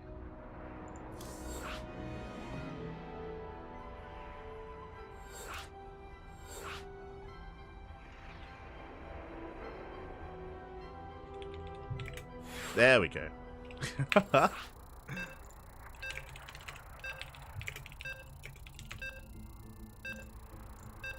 We are loading in, and game 3 is going to be on Golden Aura. So, back, we can keep things going. Whew. And again, Trigger is 1 game away from becoming our champion, and Nightmare has to fight back here and now to extend the series and to have a chance at forcing the ace match. Oh, and because I restarted the game. There we go. And spawning in the top left-hand corner of Golden Aura, we have our South Korean Protoss player, the Blue Protoss, representing himself, currently teamless, but deserving to be on a team. Can he bounce back here and now to make a series out of this? It is Nightmare. And spawning in the bottom right-hand corner, we have his opponent. We have the Canadian Protoss player, the Red Protoss, representing Basilisk. It is Trigger. Uno más, one more is all he needs. Uno más, papi, uno más. Let's go.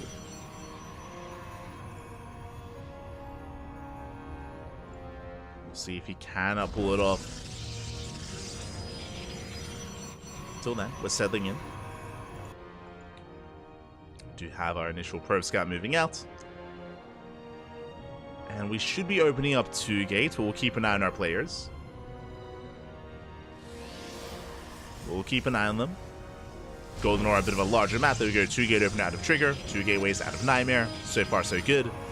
So far in this series, we haven't had any fake or real proxy setups from either player.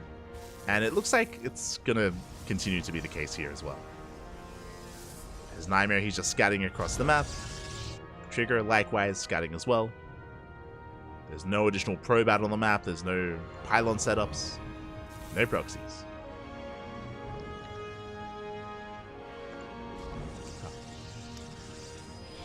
Again, so far in this series, both in Game 1 and in Game 2, we've had some pretty standard openers and some pretty standard mid-games as well.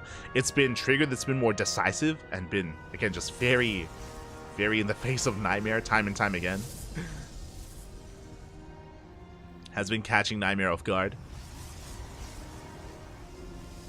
But I'm sure Nightmare has been able to adapt over time.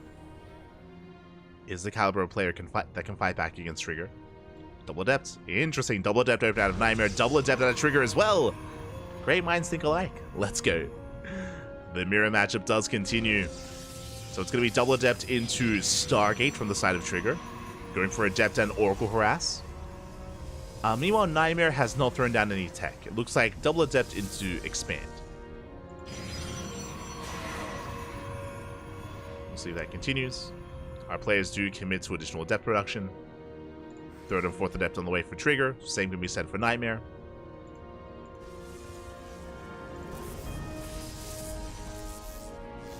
Pylon does complete. That is going to keep Trigger pinned back at home a little bit longer to focus on the pylon. Nightmare is the first to expand, but again, Trigger does have oracles on the horizon. So there's a bit of a give and take here. As more adepts are building up. As Trigger moves out, Nightmare is going to be threatening his own shade.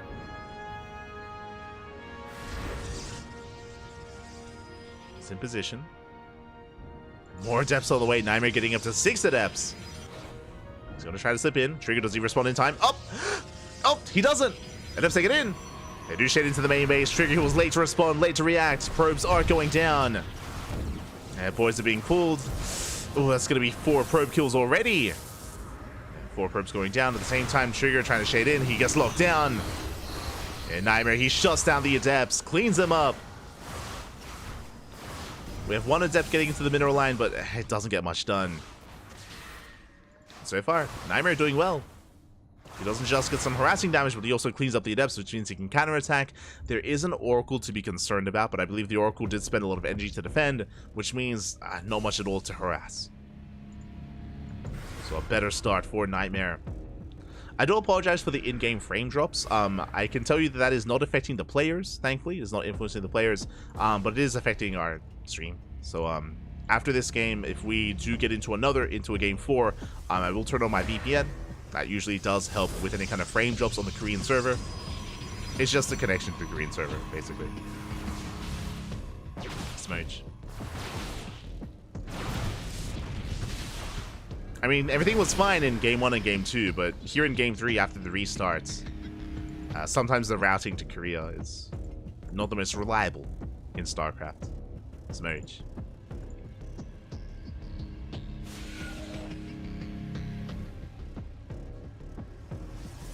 You have Nightmare slipping into the main. Does get a full scout, does get eyes on the Twilight Council. Is aware of the Blink follow-up.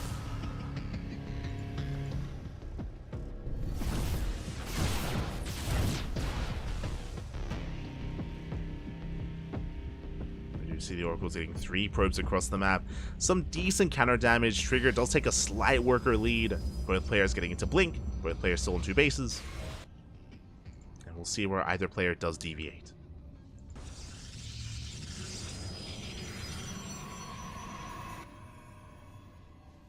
We shall see as Trigger is getting a 3rd gateway behind this. Just a safety 3rd before he takes a 3rd base of his own. Getting up to 3 gates, double Oracle into the main. I believe Nightmare just on 2 gateways, so Trigger will have the slight production lead compared to his opponents. But Nightmare will have the faster expansion. So 3rd base for Nightmare, 3rd gateway for Trigger. Adaptation into the natural, not bad. Getting 3 probes. Oh, not quite getting 4. 3 probes go down.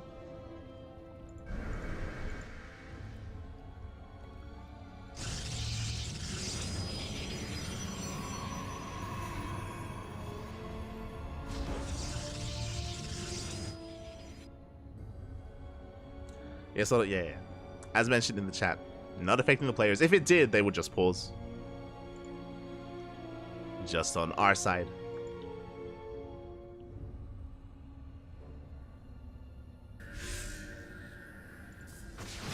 Trigger does hit the 3rd. He's going to be able to force his way in. Remember, Trigger, he does have the gateway lead. And with that, takes out the Stalkers. Gets 2, gets 3. 3 Stalkers go down, but barely not enough to break through. This time the shield battery was ready. This time Nightmare did not skip warp-ins.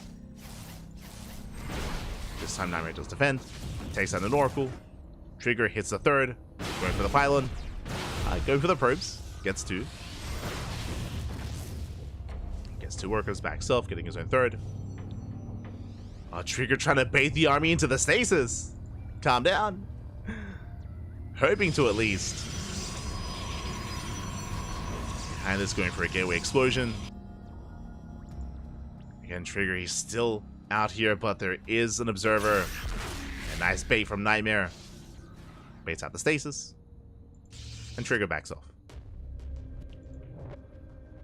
Trigger will retreat.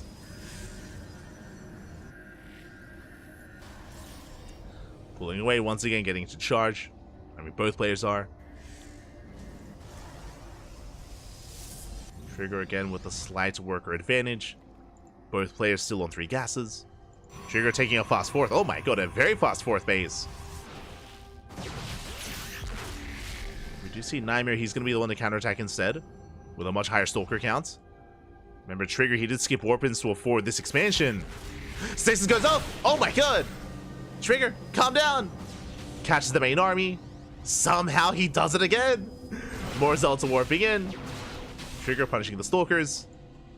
And he's just waiting for that stasis to run out. Trying to get a full surround. Nightmare, he has to commit. Sending his own reinforcements. Does try to blink away. Bleeding out more Stalkers. And Trigger blinking forward as well. Yeah, a lot of Stalkers going down for Nightmare. And Trigger, he saves the 4th. He saves the expansion. Oracle across the map. Main army's going to be clashing.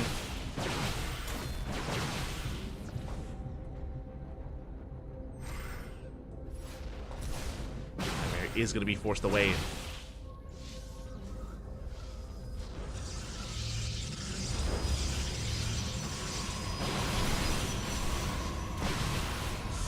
And the Trigger, can he punish this? I mean, the stasis earlier was brutal. There's only the one Immortal behind this, though, so I don't think Trigger quite has enough. A lot of Stalkers are coming in. There's the overcharge. Nightmare is going to be able to hold on, but what at the mineral line? 16 probes are going down. Oh my god.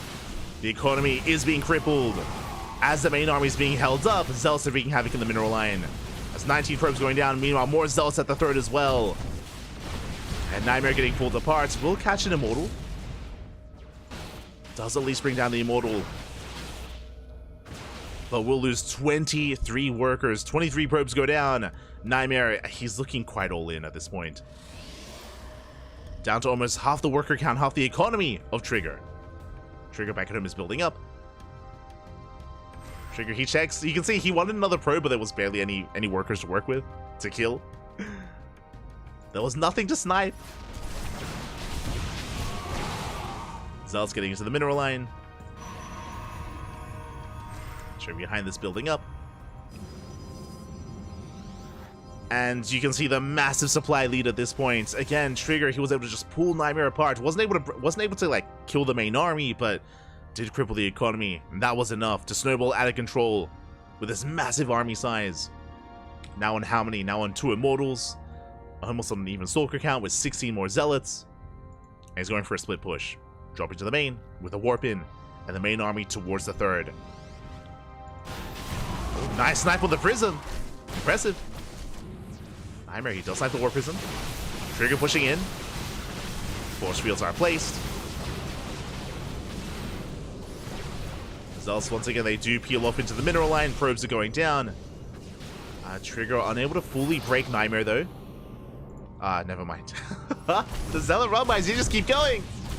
They keep getting in. And just like that, 12 more workers going down.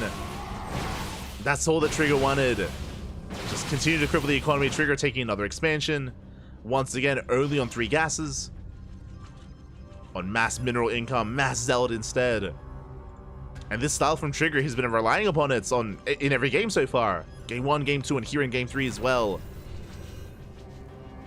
And Nightmare just can't keep up. This time, Nightmare has no Archons, so, I mean, he can't fight head-on anywhere near as well. Nightmare getting forced back, still relying on a mass Stalker composition instead. See, Trigger intercept. Does catch out more Stalkers. Nice force fields. Does slow Trigger down. Has to pull away at the same time. We have a counter Zealot run by. Let's go. Zealots get across the map, but there is a DT to defend. Was that the War Prism? Yeah, it was. War Prism was sniped.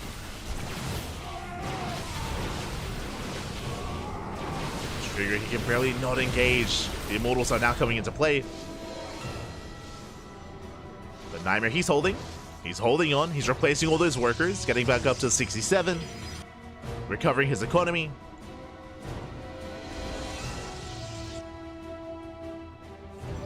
Nightmare, he's holding on.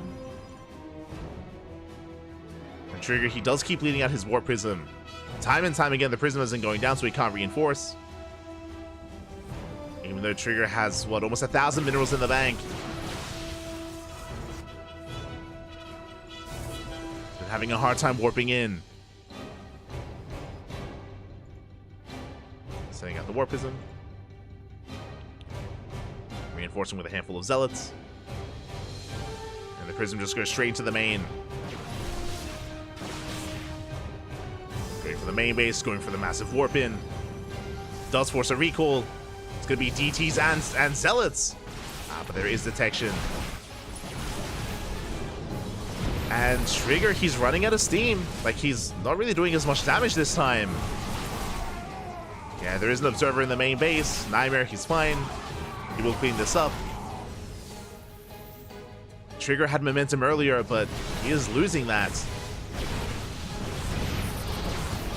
Yeah, the Immortal gets caught out. Very nice force fields for Nightmare. Gets one, gets two Immortals. Yeah, the ramp was brutal. Trigger unable to break through that choke point. At the same time, ZT's Zealot run by.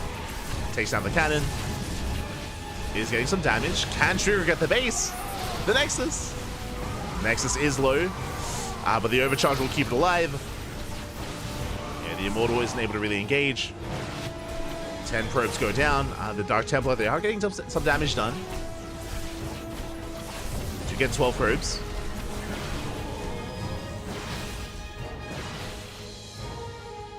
Probes go down. There's 2 prisms. 1 prism falls. There's another in the main. Zealot's making the way into the natural instead, but there is a defensive warp in. Oh yeah, Trigger, he's bleeding out a couple too many units here. Bleeding out a lot of Zealots. Likewise, they don't really get any damage done in the main. Supplies are getting close. And Nightmare defense. He does lose 24 probes though. That was a lot of economic damage. Trigger, he's going to back off. He's on 81 probes. Jesus. But again, no gases. So he has no tech to work with. You can see Trigger, he's been missing warp-ins. 2,000 minerals. He's throwing down more gateways, more Zealot reinforcements. Double expanding, he's spending his money. And Trigger, his macro, it was lacking a little bit there. We'll catch out some Stalkers. Base is going to go down. Trigger, he can afford to lose a mineral line. But his main army is struggling, and now there are Archons. Yeah, Nightmare, he is bouncing back in this game. Trigger, his macro was slipping. Just lack of warp-ins, lack of tech. Base did fall, and Nightmare's not done. He's going for another expansion, and Trigger can't stop him. Trigger, he cannot stop the main army.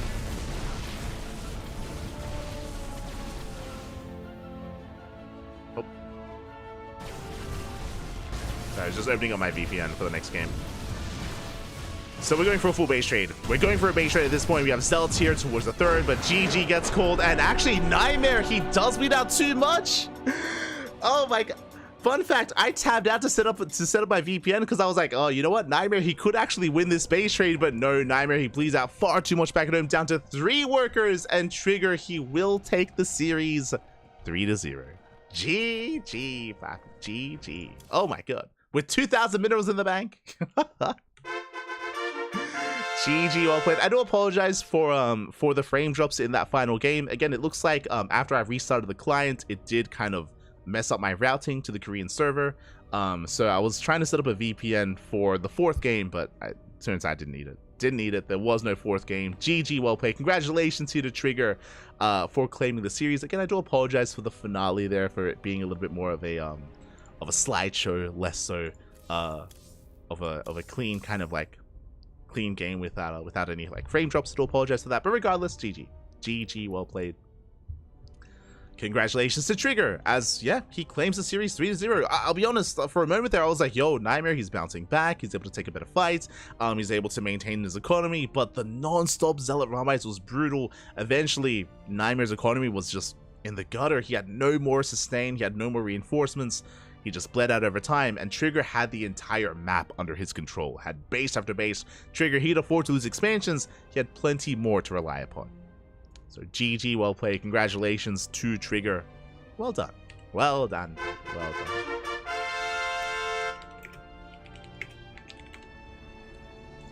GG. And shout out to both Nightmare and Trigger for making it to the grand finals. Of course, we do pay out top 2, so they both will walk away with the majority of their prize money, or with all of it actually, outside of the random raffle. So congratulations. Congratulations. And Yeah, very dominant performance. I mean, Trigger did drop a map to Geralt, if you recall. That was the map where Geralt went into Dark Templar. He did rush into DTs and did pull Trigger apart. That did occur. But outside of that, Trigger was looking solid. He 2-0'd Rebellion, he 3-0'd Nightmare, he took down Geralt 2-1. Very impressive stuff here by Trigger. Again, he has been staying in Korea for quite some time now, and that has been reflective of his performances in these tournaments. Not just in these in Sparkling Tuna Cup, but in online tournaments in general. So it's been great to see the rise of Trigger here towards the end of the year. And speaking of, I'm sure we're going to be seeing more of Trigger later on in the evening as well. What I'm referring to is the upcoming tournaments. We have Tenacious Turtle Tussle in 10 hours time. In 10.5 hours, we have our next broadcast. We have our next tournament. You might, we have the tuna here tonight, but tomorrow morning, we have the turtle. We have the turtle. It's gonna be beautiful. We have the Tenacious Turtle Tussle. Does have a larger prize pool. It is more catered towards the NA time zone, so it is more NA friendly in that sense, less European friendly. But regardless, we do have a lot of regulars showing up anyway. A lot of degens from Europe that do stay up deep late into the night do still compete in that tournament as well. Players like Geralt, players like Nicorette, players like Wayne, they are more of the regulars that we will see there. So yeah, hope to see more of them. Likewise, we'll see if Trigger wakes up early enough to compete in the Turtle Tussle as well. Likewise with Nightmare, with Björn, with Shin, with Trap, with all the other regulars. Otherwise, after the Tenacious Turtle Tussle, if it's a little bit too late for you in 10 hours, if you're more akin to the European time zone, then we have you covered tomorrow in 22 hours with the Warty TV Open, with the Monday Cup, well, the Warty TV Monday, that's it. So we're going to be casting the Warty TV Monday tomorrow. Then after that, which is after Tenacious Turtle Tussle, after that we have the Orsisaurus Cup as well. So back-to-back broadcasts. A lot of content on the horizon here over the next couple of days, as always, on the CranKy Ducklings. Oh boy. And of course, we also have the podcast later on in the week to wrap up and to go over all the results of all these online Open Cups. And even offline events, as Hero Marine, Big Gabe did have his offline tournaments over the weekend. Otherwise, thank you so much for watching. Thanks so much for tuning in. Thanks so much for watching. Thanks so much for taking part. And I hope you all enjoyed yourselves. Again, if you enjoyed the cast, then do check out the CranKy Ducklings on all the social medias, Twitter, Facebook, Instagram, YouTube, and Discord. We do cast here. We used to cast on a daily basis. Nowadays, we have a couple of days off because it's the off season. So there's no WTL, there's no Kung Fu Cup. So without certain regular events, we do have some more days off. But I do try to keep my schedule consistent when it comes to streaming on days off. So if you want to tune into some live VIP smoging on the ladder, I got you covered over on my own personal channel, light_VIP. Some people may not know, but a lot of the CranKy Ducklings, like myself, like Kuro, like Yaku, we all have personal channels that we ladder on or that we play other games on. We don't ladder here on the CranKy Ducklings. We try to keep this only for tournaments or for team content, so only for casting, only for like team games and stuff like that. When it comes to like ladder sessions or other games that we play, we do that elsewhere. We don't do that here on the CranKy Duckling. So if you're interested, you can follow me there. Otherwise, if you want to help support the CranKy Ducklings, you can do so via Patreon.